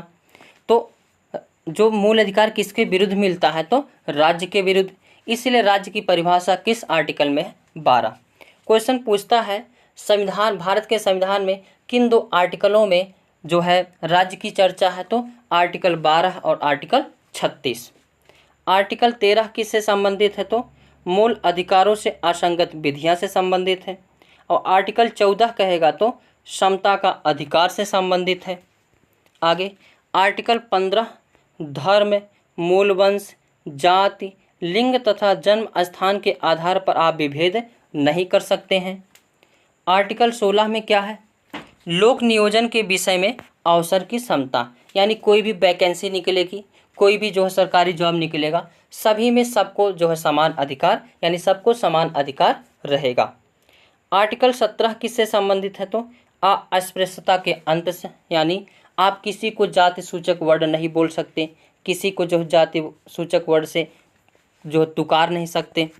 और एक प्रश्न पूछेगा किस आर्टिकल का कोई अपवाद नहीं है? तो आर्टिकल 17 का। यानी अगर आप किसी को तुकार कर दिए या रेल पे करके बुला दिए तो आपके ऊपर जो है केस बहुत तगड़ा वाला बन जाएगा, क्योंकि इसका कोई अपवाद है नहीं है। आर्टिकल 18 किससे संबंधित है? उपाधियों के अंत से संबंधित है, यानी उपाधियों का अंत आर्टिकल 18। आर्टिकल 19 किससे संबंधित है? तो वाक स्वतंत्रता के संरक्षण से संबंधित है, यानी मर्जी जो मर्जी करे वो बोले। आर्टिकल 20 अपराधों की दोष सिद्धि से संरक्षण है, यानी अपराध अगर करते हैं तो एक अपराध के लिए एक ही सज़ा, या जो है ज़बरदस्ती कबूलवा नहीं सकते। आर्टिकल 21 क्या है? तो प्राण एवं दैहिक स्वतंत्रता का संरक्षण है। आर्टिकल 22 गिरफ्तारी से संरक्षण है, यानी किसी व्यक्ति को अगर गिरफ्तार किया जाता है तो 24 घंटे के अंदर उसे कोर्ट में पेश करना पड़ेगा। आगे आर्टिकल 23 क्या है? तो मानव के दुर्व्यवहार से संबंधित है। आर्टिकल 24 बलात्श्रम पर प्रतिबंध से संबंधित है, यानी जो है किसी से ज़बरदस्ती काम नहीं करवा सकते। आर्टिकल 25 अंतःकरण की स्वतंत्रता, यानी हमारी मर्जी, हम किसी को अपना भगवान मान सकते हैं, किसी को अपना कुछ भी मान सकते हैं। और आर्टिकल 26 कहेगा तो धार्मिक कार्यों के प्रबंध की स्वतंत्रता से संबंधित है। आर्टिकल 27 धार्मिक करों की अदायगी से छूट, यानी मेरी मर्जी मैं कर दूं या ना दूं, कोई ज़बरदस्ती जो है वो, जैसे दुर्गा पूजा या कोई फंक्शन हो गया, सब लोग आते हैं तो चंदा लेते हैं, तो उसमें आपकी मर्जी, चंदा देना हो दीजिए, नहीं देना हो मत दीजिए। आगे आर्टिकल 28 जो है राजकीय शिक्षण संस्थानों में धार्मिक शिक्षा पर प्रतिबंध सा है, यानी कोई भी राजकीय यानी राज्य द्वारा पोषित शिक्षण संस्थान है उसमें जो है धार्मिक शिक्षा नहीं दिया जा सकता। आर्टिकल 29 क्या है? तो अल्पसंख्यक वर्गों के हितों के संरक्षण से संबंधित है। आर्टिकल 30 कहेगा तो शिक्षण संस्थानों की स्थापना तथा प्रशासन का अधिकार है। आर्टिकल 32 कहेगा तो संवैधानिक उपचारों का अधिकार से संबंधित है। और आर्टिकल 32 के तहत जो है सुप्रीम कोर्ट 5 रिट जारी करती है। कौन सी 5 रिट है? तो बंदी प्रत्यक्षीकरण, परमादेश, प्रतिषेध, उत्प्रेषण और अधिकार परीक्षा। तो आज के सेशन में बस इतना ही, वीडियो कंप्लीट होता है। और इसके बाहर अगर एग्जाम में क्वेश्चन आ रहा तो इसके बाहर आएगा भी नहीं, और अगर आएगा तो आप सभी लोग कर लेंगे। तो आज के लिए बस इतना ही। वीडियो अच्छा लगा हो तो लाइक शेयर कमेंट करना ना भूलें। Thank you for watching. जय हिंद। हेलो फ्रेंड्स, कैसे हो आप सब लोग? तो फ्रेंड्स आज के सेशन में हम बात करेंगे संविधान के बारे में। और बता दें सभी को, अगर भूगोल की, पॉलिटी की, बायोलॉजी की, सीडीपी की, हिंदी की, स्टैटिक जीके और साइंस के अगर नोट्स चाहिए तो आप सभी लोग इस व्हाट्सएप नंबर पर मैसेज कर सकते हैं। और बताकर मुझे खुशी हो रही है कि अभी हमने एचटेट के एग्ज़ाम की तैयारी करवाया था, वहाँ से जो है आप सभी को डिट्टो मेरी लाइन जो है 26 प्लस यानी 28 क्वेश्चन जो है, जो 30 क्वेश्चन सीडीपी के पूछे गए थे उसमें से 28 जो प्रश्न होते हैं और डिट्टो मेरी लाइन, यानी जो मैं यूट्यूब पे वीडियो कराया हूँ 20-25 वीडियो, वहीं से डिट्टो आपको देखने को मिल जाएगा।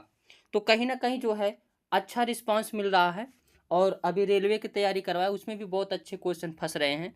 और अभी जो क्वेश्चन हो रहे हैं यानी NTPC 10+2 एग्ज़ाम हो रहा है उसमें भी बहुत अच्छे जो है क्वेश्चन फंस रहे हैं। तो कहीं ना कहीं बहुत हेल्पफुल है जो है एग्ज़ाम के लिए ये नोट्स। तो लेने के लिए हमारे व्हाट्सएप नंबर पर मैसेज कर सकते हैं और यहाँ से प्राप्त कर सकते हैं।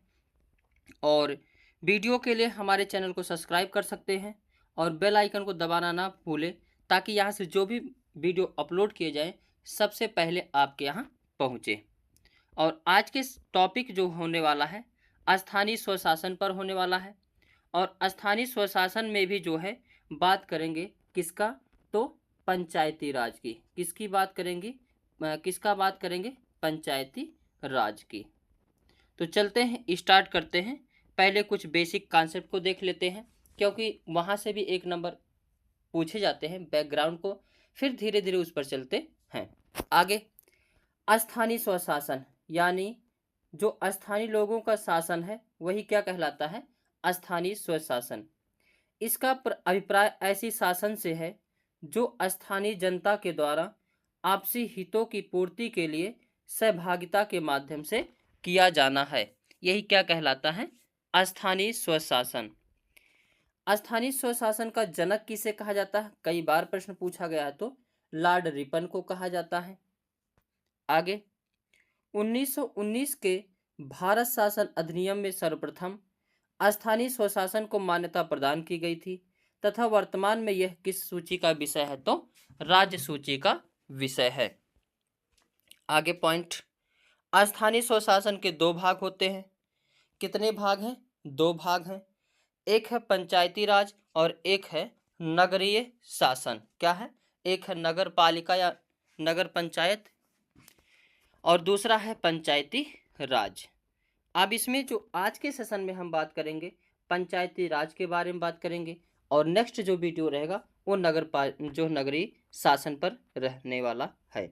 आगे, पंचायती राज भारतीय संविधान के भाग 4 में जो किससे संबंधित है? डीपीएसपी यानी नीति निर्देशक तत्व से संबंधित है और उसमें आर्टिकल 40 है। क्या है?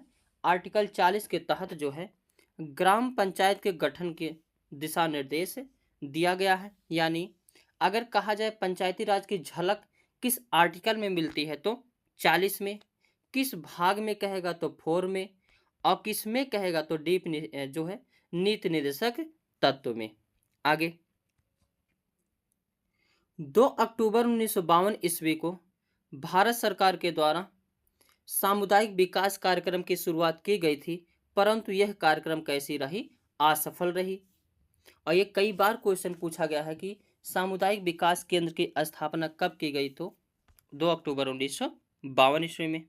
आगे, सामुदायिक विकास कार्यक्रम की असफलता की समीक्षा के लिए 1957 ईस्वी में बलवंत राय मेहता, वेरी इंपॉर्टेंट ये है, बलवंत राय मेहता समिति का गठन किया गया और बलवंत राय मेहता समिति ने लोकतांत्रिक विकेंद्रीकरण की सिफारिश की तथा इसे सुनिश्चित करने के लिए त्रिस्तरीय पंचायती राज के गठन की मांग की।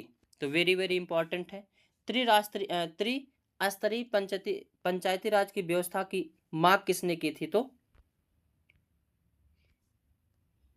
बलवंत राय मेहता समिति। एक कई बार प्रश्न पूछा गया है कि भारत में त्रिस्तरीय व्यवस्था किस समिति पर लागू की गई है? तो बलवंत राय मेहता समिति। आगे, त्रिस्तरीय व्यवस्था क्या है? यहाँ से भी पॉइंट पूछे जाते हैं। त्रिस्तरीय व्यवस्था ग्राम स्तर, खंड स्तर और जिला स्तर, जैसे प्रधान, ब्लॉक प्रमुख ऐसे होते हैं यही। और ग्राम स्तर को क्या कहा जाता है? ये भी प्रश्न पूछा जाता है, तो ग्राम पंचायत। खंड स्तर को क्या कहा जाता है? तो पंचायत समिति। और जिला स्तर को क्या कहा जाता है? तो जिला परिषद। ये चीज ध्यान रखना, यहाँ से भी क्वेश्चन बनते हैं। आगे, बलवंत राय मेहता समिति की सिफारिशों को लागू करने के लिए 2 अक्टूबर 1959 ईस्वी को राजस्थान के नागौर जिलों में तत्कालीन प्रधानमंत्री जवाहरलाल नेहरू जी के द्वारा पंचायती राज का उद्घाटन किया गया और इसी के साथ राजस्थान भारत का प्रथम राज्य बना जहां पंचायती राज को लागू किया गया। इसके पश्चात 11 अक्टूबर 1959 ईस्वी को आंध्र प्रदेश में लागू किया गया, अर्थात दूसरा राज्य पूछेगा तो आंध्र प्रदेश। और कई बार प्रश्न पूछ लिया गया है, UP, PCS, IAS, railway, SSC, कोई भी एग्जाम हो सभी में पूछा गया है। आगे, अभी इसमें हम लोग क्वेश्चन को भी देखेंगे, कुछ और पॉइंट को देख लेते हैं। अशोक मेहता समिति, अभी ये भी पूछा जाता है अशोक मेहता समिति किससे संबंधित है? तो भारतीय जनता पार्टी के द्वारा पंचायती राज संस्थाओं को मजबूत करने की दिशा में अशोक मेहता समिति का गठन किया गया, जिसने निम्न सिफारिश की। इन्होंने यानी अशोक मेहता समिति किस स्तर की बात कर रहे थे? तो द्विस्तरीय की बात कर रहे थे, एक जिला परिषद और दूसरा मंडल पंचायत। आगे, इस समिति ने और क्या कहा है? इन्होंने पंचायती राज संस्थाओं में अनुसूचित जाति तथा अनुसूचित जनजातियों के लिए आरक्षण की भी सिफारिश की है। इनके द्वारा पंचायती राज संस्थाओं के निर्वाचन में राजनीतिक दलों की सहभागिता की भी सिफारिश की है। और 1985 ईस्वी में, अगला पॉइंट इसको याद रखना, वेरी वेरी इंपॉर्टेंट ये भी है। 1985 ईस्वी में जीबी के राव समिति का गठन किया गया, जिसने 4 स्तर के पंचायती राज की जो है बातें की। अगर कहेगा बलवंत राय मेहता त्रिस्तरीय, अशोक मेहता 2 स्तरीय, जबकि जीबी के राव समिति ने 4 स्तरीय की बात कर रहे थे। इनके द्वारा पंचायती राज संस्थाओं का कार्यक्रम 8 वर्ष के लिए कह रहे थे कि पंचायतों की जो कार्यकाल हो वो 8 वर्ष हो की अनुशंसा की। आगे एमएल सिंघवी समिति 1986 ईस्वी में आए और इन्होंने क्या कहा इनके बारे में देखते हैं। इन्होंने पंचायती राज संस्थाओं को संवैधानिक मान्यता प्रदान करने, ग्राम सभा की स्थापना करने, पंचायत के नियमित चुनाव करने, पंचायत को शासन पर तीसरा स्तर घोषित करने की सिफारिश की। यानी ये भी जो है इसी से संबंधित थे। आगे 1988 ईस्वी में थुंगन समिति, वेरी वेरी इंपॉर्टेंट, अभी जो है आरआरबी एनटीपीसी हुआ था उसमें भी ये क्वेश्चन पूछे गए थे, तथा गाडगिल समिति भी पंचायती राज संस्थाओं को संवैधानिक मान्यता प्रदान करने एवं इस वित्तीय संशोधन प्रदान करने की अनुशंसा की। यानी थुंगन समिति और गाडगिल समिति भी जो है पंचायती राज व्यवस्था से संबंधित है। और पंचायती राज संस्थाओं को संवैधानिक मान्यता प्रदान करने के लिए राजीव गांधी सरकार द्वारा 64वां संशोधन विधेयक संसद में रखे, लेकिन विधेयक राज्यसभा से पारित नहीं हो सका, जिसके कारण क्या हो गया, समाप्त हो गया। आगे अब देखते हैं तो किस संशोधन द्वारा लागू हुआ। तो पंचायती राज जो लागू हुआ है 73वां संविधान संशोधन 1992 द्वारा, वेरी वेरी इंपॉर्टेंट, यहाँ से लगाते चलिएगा। और इसको लागू कब किया गया था, 24 अप्रैल 1993 ईस्वी को। और इसीलिए 24 अप्रैल को क्या मनाया जाता है, तो पंचायती राज दिवस। अगर कहेगा पंचायती राज किस भाग में है, तो भाग 9 में है। अनुसूची पूछेगा तो 11वीं अनुसूची में है। और विषय पूछेगा तो पंचायत राज में 29 विषय शामिल हैं। अगर अनुच्छेद पूछेगा तो 243 ए से 243 ओ तक हैं। आगे इस संशोधन की प्रमुख विशेषताएं, यानी इसी संशोधन के माध्यम से पंचायती राज को त्रिस्तरीय व्यवस्था बनाई गई, जैसे ग्राम स्तर पर ग्राम पंचायत, खंड स्तर पर पंचायत समिति, जिला स्तर पर जिला परिषद। आगे परंतु जिन राज्यों की जनसंख्या 20 लाख से कम है उन्हें मध्यवर्ती स्तर की स्थापना से छूट प्रदान की गई। यानी उनकी मर्जी है वो इसको लागू करे या ना करे। और इसमें चुनाव कैसे होता है, तो यानी ग्राम प्रधान का चुनाव कैसे किया जाता है, प्रत्यक्ष रूप से किया जाता है। और इसमें जो है आरक्षण महिलाओं को कितना है, 1/3 पर जो है प्रतिशत, या 1/3 यानी 33 सही 1/3%, या जो है 1/3। और SC ST को भी जो 1/3 आरक्षण है। अगर वहीं जो है बिहार की बात करेंगे तो महिलाओं को सीधे 50% का आरक्षण है। कई बार प्रश्न पूछा गया है कहाँ पे जो है महिलाओं को 50% का आरक्षण है, तो बिहार में। बाकी जगह कितना है, 1/3 या 33 सही 1/3%। आगे कुछ आर्टिकल को देखते हैं और ये सारे आर्टिकल आपके आरआरबी में पूछे गए हैं। 243 एक किससे संबंधित है, तो ग्राम सभा के गठन का वर्णन करता है, यानी ग्राम सभा का गठन कैसे होगा उसके बारे में बताता है। 243 बी स्वशासन की एक संस्था, यानी यह बताता है कि यह स्वशासन की एक संस्था है, इसके बारे में जानकारी देता है। 243 सी पंचायत की संरचना, यानी ग्राम पंचायत की संरचना कैसे होगी, क्या क्या इसका स्ट्रक्चर रहेंगे, इन सभी के बारे में है।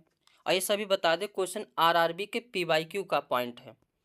243 डी किससे संबंधित है, तो पंचायती राज संस्थाओं का प्रावधान से संबंधित है। और इसमें उम्र कितना होना चाहिए, 21 साल। आरक्षण महिला को अभी हमने बताया 33 सही 1/3%, और बिहार में कहेगा तो पूरे 50%। आर्टिकल 243 में क्या है? पंचायत की अवधि है जो कि कितना होना चाहिए? 5 वर्ष। आर्टिकल 243 जे पंचायत को लेखाओं की संपरीक्षा यानी लेखा जो है लेखा जोखा होना चाहिए कि रुपए कितने खर्च किए गए, कहाँ खर्च किए गए, ये सभी का। आर्टिकल 243 के निर्वाचन से संबंधित है। तो कॉन्सेप्ट आज यहाँ पे समाप्त होता है। अब इसके PYQ को देखते हैं। भारतीय संविधान का अनुच्छेद 40 राज्य के सार्थक कदमों हेतु परामर्श देता है। अभी हमने देखा था कि भाग 4 DPSP के भाग 4 में आर्टिकल 40 के तहत ग्राम पंचायत के गठन के संबंध की बात करता है। तो B option is the correct answer. और ये क्वेश्चन पूछा गया है किससे में? तो यूपी PCS प्री 2015। यहाँ पे 25 नहीं है, 15 है। आगे, भारत के पंचायती राज व्यवस्था का वास्तुकार किसे कहा जाता है? तो पंचायती राज ML सिंघवी नहीं, BR मेहता, GVK राव नहीं, आचार्य नरेंद्र देव नहीं, BR मेहता यानी अशोक मेहता। अशोक मेहता नहीं, ये भी नहीं होगा क्योंकि अशोक मेहता तो स्तरीय की बात कर रहे थे। तो बलवंत राय मेहता है। कौन सा है? बलवंत। हाँ ठीक है, BR मेहता मतलब बलवंत राय मेहता। तो यानी A option is the correct answer. ये यूपी लोअर सब में पूछा गया था 2015 में। आगे, भारत में पंचायती राज व्यवस्था लागू करने वाला प्रथम राज्य कौन सा है? तो अभी हमने देखा था राजस्थान के नागौर जिले से स्टार्ट किया गया था 2 अक्टूबर 1959 ईस्वी में PM जवाहरलाल नेहरू जी द्वारा। और दूसरा राज्य पूछेगा तो Andhra Pradesh. AUP PCSC GIC का क्वेश्चन है।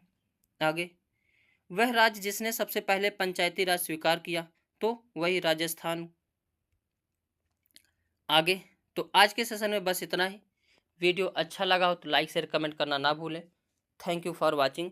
ए पेट के लिए वेरी इंपॉर्टेंट है। जय हिंद। हेलो फ्रेंड्स, कैसे हो आप सब लोग? तो फ्रेंड्स, आज के सेशन में हम बात करने वाले हैं राष्ट्रपति के बारे में। और राष्ट्रपति के जितने भी महत्वपूर्ण आर्टिकल बन सकते हैं उन सभी को इसमें कवर किए हैं। सबसे कम समय में सबसे ज़्यादा कंटेंट जो है लेने के लिए हमारे चैनल को सब्सक्राइब कर लें, क्योंकि यहाँ में पे जो है बहुत कम समय में बहुत ज़्यादा कंटेंट जो है डाटा दिया जाता है। और इसमें बता दें ये वीडियो पेट के लिए वेरी इंपॉर्टेंट है। अगर राष्ट्रपति से क्वेश्चन उठता है तो कहीं ना कहीं इससे बाहर जो क्वेश्चन नहीं जाएगा। अभी हमने कई सारे पेपर के एग्ज़ाम की तैयारी करवाई है तो उसमें बहुत अच्छा रिस्पांस मिला है। तो बिल्कुल कॉन्फिडेंस होकर इससे नोट्स भी बना सकते हैं। आपका शार्ट नोट बनकर तैयार हो जाएगा और एग्ज़ाम में जो पेपर भी छूटे बनने वाला नहीं है। तो चलते हैं, देखते हैं अपने इस सेशन को। राष्ट्रपति, जिस प्रकार राज्यों में राज्यपाल होता है उसी प्रकार केंद्र में राष्ट्रपति होता है। और भारत का प्रथम नागरिक कौन होता है? तो राष्ट्रपति होता है। आर्टिकल 52 में क्या कहा गया है? भारत में एक राष्ट्रपति होगा। कई बार प्रश्न पूछा गया है कि राष्ट्रपति की चर्चा किस आर्टिकल में है? तो 52 में है। आर्टिकल 53 में संघ की कार्यपालिका शक्ति राष्ट्रपति में निहित होगी। यानी कार्यपालिका शक्ति किस में निहित होगी? आर्टिकल 53 के तहत राष्ट्रपति में।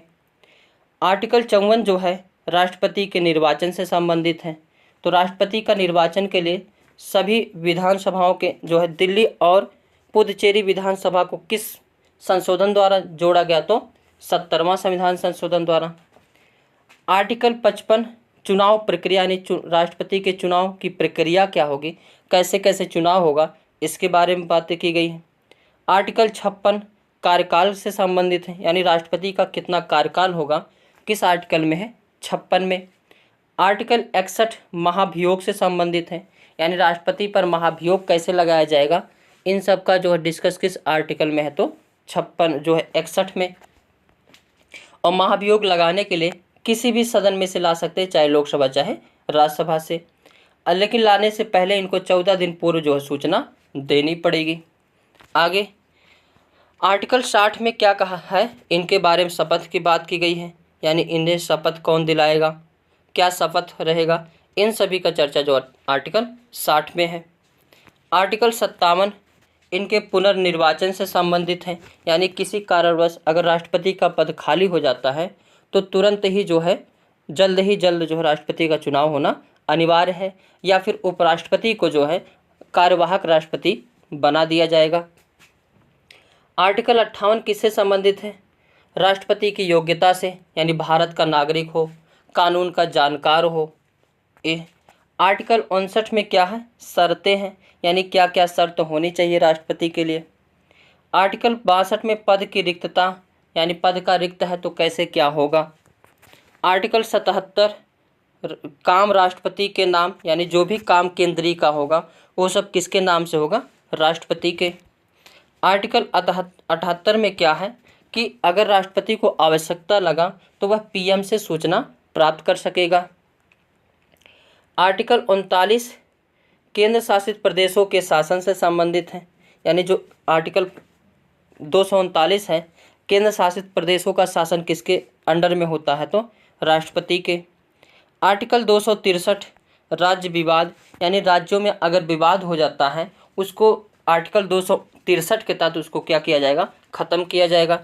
और ये शक्ति किसके पास है? तो राष्ट्रपति के पास है। आर्टिकल 341 एससी घोषित, यानी राष्ट्रपति को अगर लगा कि इस जाति को जो है एससी घोषित करना चाहिए तो आर्टिकल 341 के तहत एससी घोषित कर सकते हैं और 342 के तहत एसटी घोषित कर सकते हैं। आगे आर्टिकल 39 ये विधायी शक्ति से संबंधित है, यानी आर्टिकल 79 विधायी शक्ति से संबंधित है। आर्टिकल 80 क्या है? तो राज्यसभा में सदस्य जो मनोनीत किए जाते हैं। अब बताओ सभी लोग कमेंट बॉक्स में कितने सदस्यों को मनोनीत करते हैं? तो 12 सदस्य को। कहाँ कहाँ से? खेल, समाज सेवा, विज्ञान, चिकित्सा के क्षेत्र से किए जाते हैं। आर्टिकल 85 किससे संबंधित है? तो संसद को आहूत करना, सत्रावसान करना तथा लोकसभा विघटित करने का जो है अधिकार किसके पास है? राष्ट्रपति के पास। आर्टिकल 86 अभिभाषण जारी करना। अभिभाषण क्या होता है? तो जब लोकसभा या साल का पहले जब बैठक होती है तो उसमें वित्तीय के लिए जो अभिभाषण होता है वही क्या कहलाता है? अभिभाषण कहलाता है। और आर्टिकल 87 किससे संबंधित है? लोकसभा की पहली बैठक से। आर्टिकल 72 के तहत राष्ट्रपति क्या करता है? क्षमादान प्रदान करता है। अब क्षमादान कितने प्रकार से देता है? तो 5 प्रकार हैं। आगे आर्टिकल 111 किससे संबंधित है? तो राष्ट्रपति के वीटो पावर से संबंधित है। आर्टिकल 143 में क्या है? यह सुप्रीम कोर्ट से जो है परामर्श ले सकती हैं।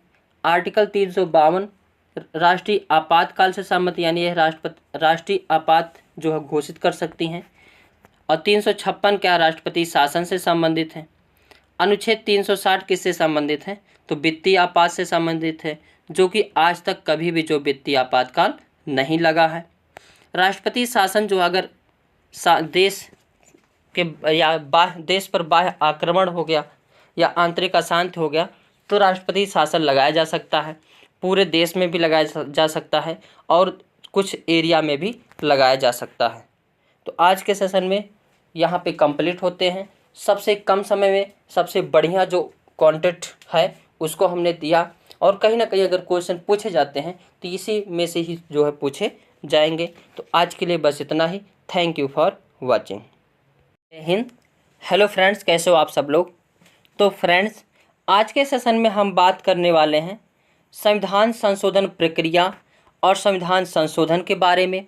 हम इसमें उन सभी संशोधन को देख लेंगे जो कि वेरी इम्पॉर्टेंट है और एग्ज़ाम में कहीं ना कहीं पूछे जाने की संभावना 99.99% है। तो उन सभी प्रक्रिया को या उन सभी संशोधन को हम इसमें देखेंगे, यानी संशोधन की प्रक्रिया क्या है, किस भाग से किया जाता है, किस आर्टिकल से किया जाता है, कितने संशोधन हो चुके हैं, कौन से संशोधन से क्या है, उन सभी के बारे में चर्चा करेंगे।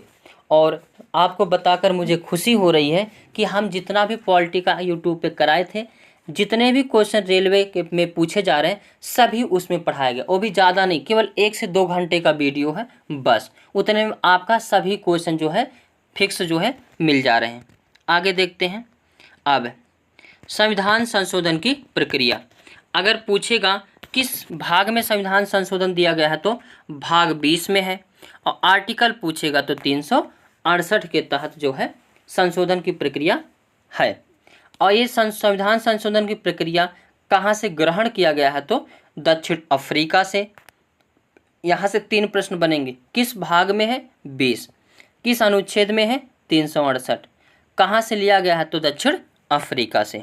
आगे प्रक्रिया क्या है, सबसे पहले जो है 368 के अंतर्गत संविधान संशोधन की शक्ति किस में निहित है तो संसद में निहित है, और संविधान संशोधन विधेयक संसद के किसी भी सदन में रखा जा सकता है, यानी आप चाहे लोकसभा में रख सकते हैं चाहे राज्यसभा में रख सकते हैं।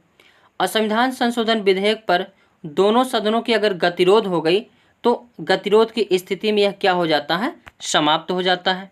आगे संविधान संशोधन विधेयक पर मतभेद की स्थिति में संयुक्त बैठक बुला का प्रावधान नहीं किया गया है। वेरी इंपॉर्टेंट ये पॉइंट पूछा जाता है कि संविधान संशोधन की प्रक्रिया में क्या संयुक्त बैठक बुलाई जाती है तो नहीं, संयुक्त बैठक नहीं बुलाई जाती। आगे संविधान संशोधन विधेयक पर अगर राष्ट्रपति की अनुमति मिल जाती है तो वही किसका रूप धारण कर लेता है तो अधिनियम का रूप धारण कर लेता है।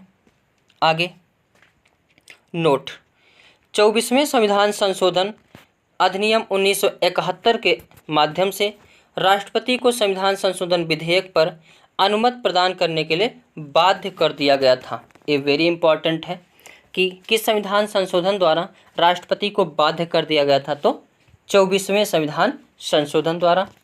आगे अब कितने प्रकार से संशोधन किए जाते हैं तो 3 प्रकार से। पहला क्या है, साधारण बहुमत के माध्यम से, दूसरा विशेष बहुमत के माध्यम से, और तीसरा विशेष बहुमत और आधे राज्यों के विधानमंडलों के समर्थन के माध्यम से। तो प्रश्न पूछेगा संविधान संशोधन की प्रक्रिया कितने माध्यम से होता है तो 3 माध्यम से, साधारण, विशेष और साधारण प्लस विशेष दोनों, यानी विशेष और आधे राज्य से अधिक राज्यों के विधानमंडलों के समर्थन। आगे साधारण बहुमत से कैसे होता है तो भारतीय संविधान में अनेक प्रावधानों में साधारण बहुमत के माध्यम से, अर्थात जो उपस्थित मतदान है उससे अधिक अगर वोट पड़ गया तो कहीं ना कहीं ये जो है बिल पास हो जाता है। जैसे नए राज्यों का गठन करना है तो किस बहुमत से हो जाएगा, साधारण बहुमत से।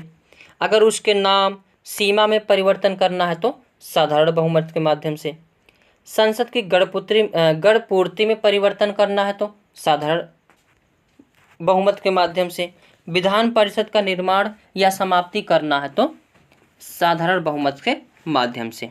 आगे परंतु साधारण बहुमत के माध्यम से किए गए संशोधनों को संविधान संशोधन की श्रेणी में शामिल नहीं किया जाता है। इस चीज़ को ध्यान रखना, क्वेश्चन पूछा गया है कि संविधान साधारण विधेयक द्वारा यानी साधारण बहुमत के माध्यम से अगर संशोधन हुआ है तो क्या संविधान संशोधन माना जाएगा तो नहीं।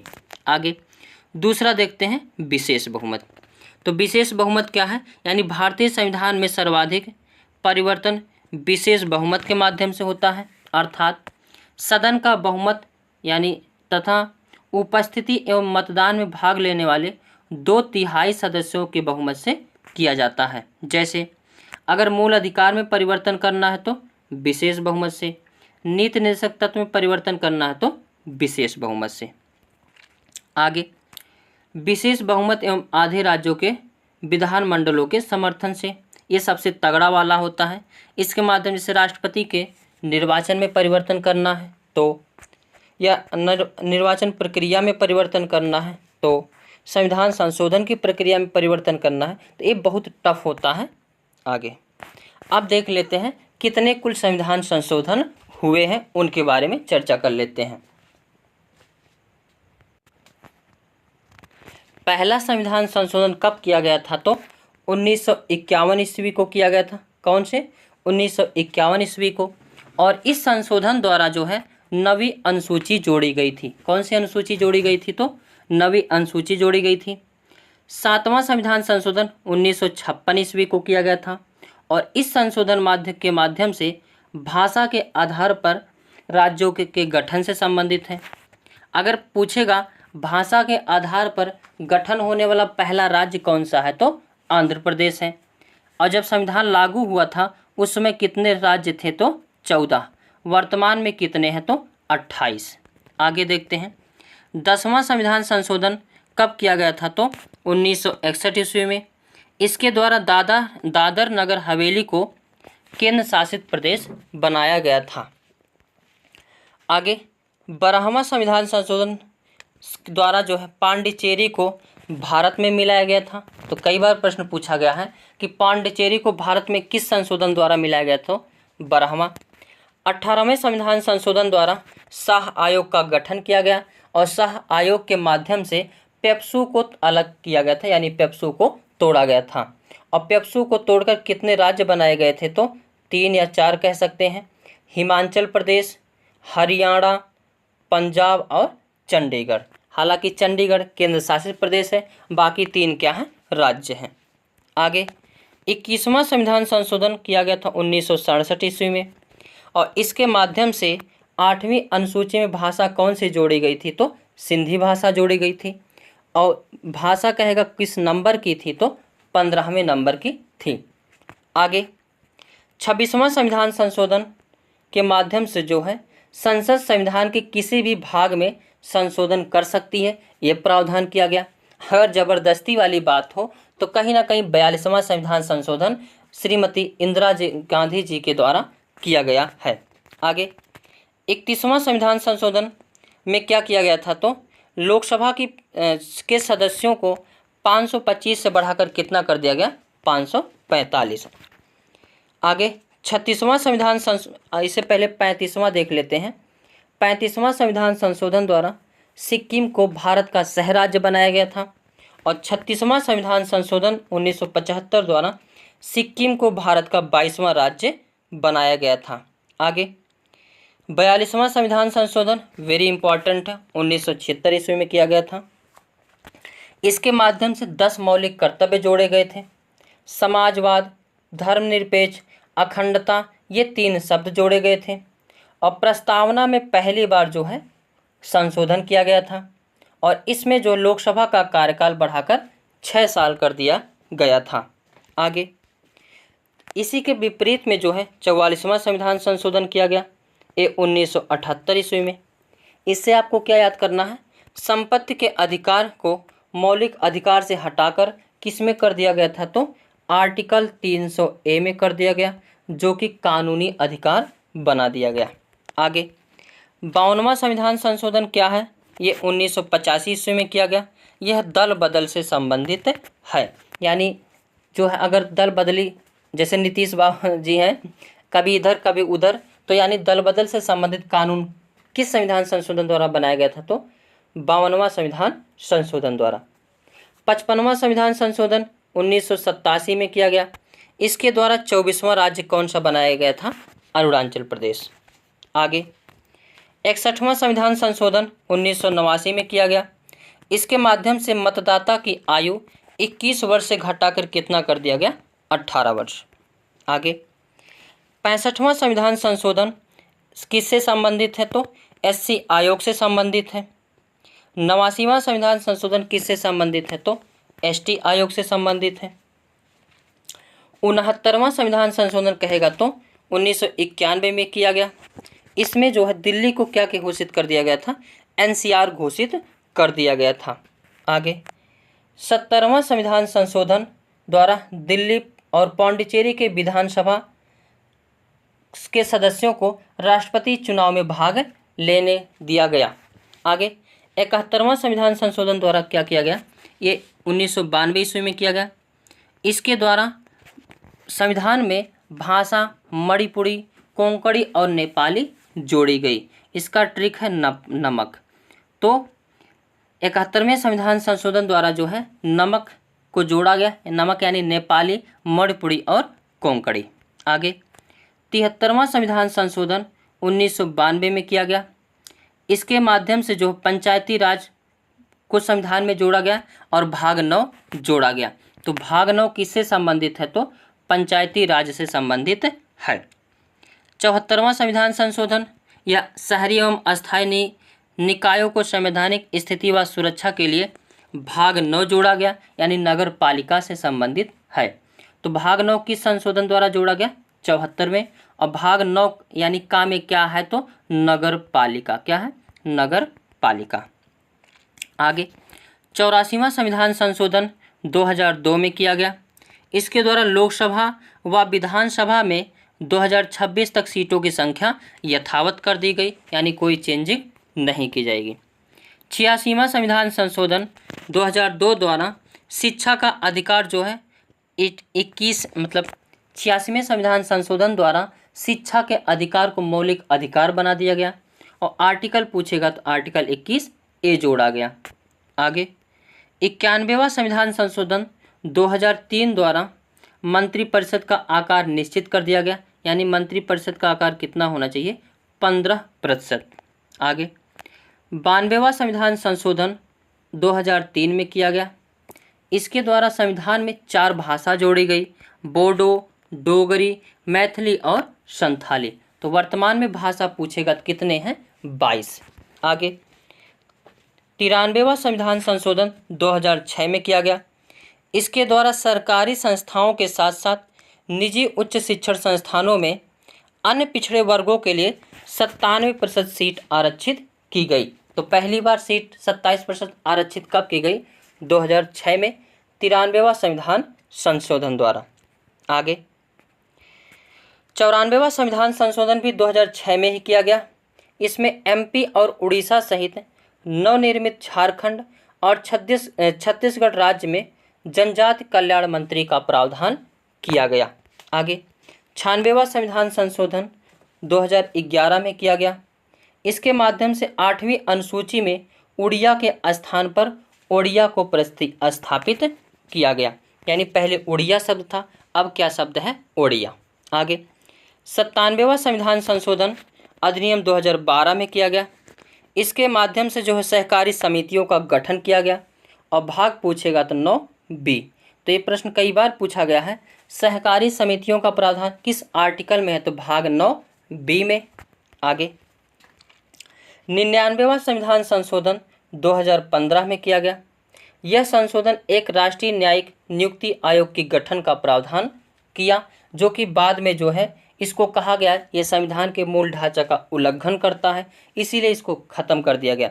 और ये 21 तारीख के शिफ्ट फर्स्ट में पूछा गया था ये क्वेश्चन रेलवे NTPC के। आगे 100वां संविधान संशोधन 2015 में किया गया। इसमें खास बात क्या हुई? तो बांग्लादेश के साथ कुछ एनक्लेव प्रदेशों का आदान प्रदान किया गया। 101वां संविधान संशोधन 2016 में किया गया, जिसके द्वारा GST को बिल पास किया गया। आगे 102वां संविधान संशोधन 2018 में किया गया। इसके माध्यम से OBC आयोग को संवैधानिक दर्जा दिया गया। आगे 103वां संविधान संशोधन 2019 में किया गया। इसमें आर्थिक रूप से पिछड़े को 10% आरक्षण का प्रावधान किया गया। 104वां संविधान संशोधन 2019 में किया गया। इसमें SC और ST आरक्षण को 10 वर्ष के लिए बढ़ा दिया गया, यानी 2030 तक जो है SC और ST को आरक्षण मिलेगा और एग्लो इंडियन पद को जो है समाप्त कर दिया गया, जिसके कारण लोकसभा में सीटों की संख्या अब कितनी है? तो 543। तो आज के सेशन में बस इतना ही। वीडियो अच्छा लगा हो तो लाइक शेयर कमेंट करना ना भूलें। इससे नोट्स भी बना सकते हैं, ज़बरदस्त नोट बन जाएगा। तो आज के लिए बस इतना ही। Thank you.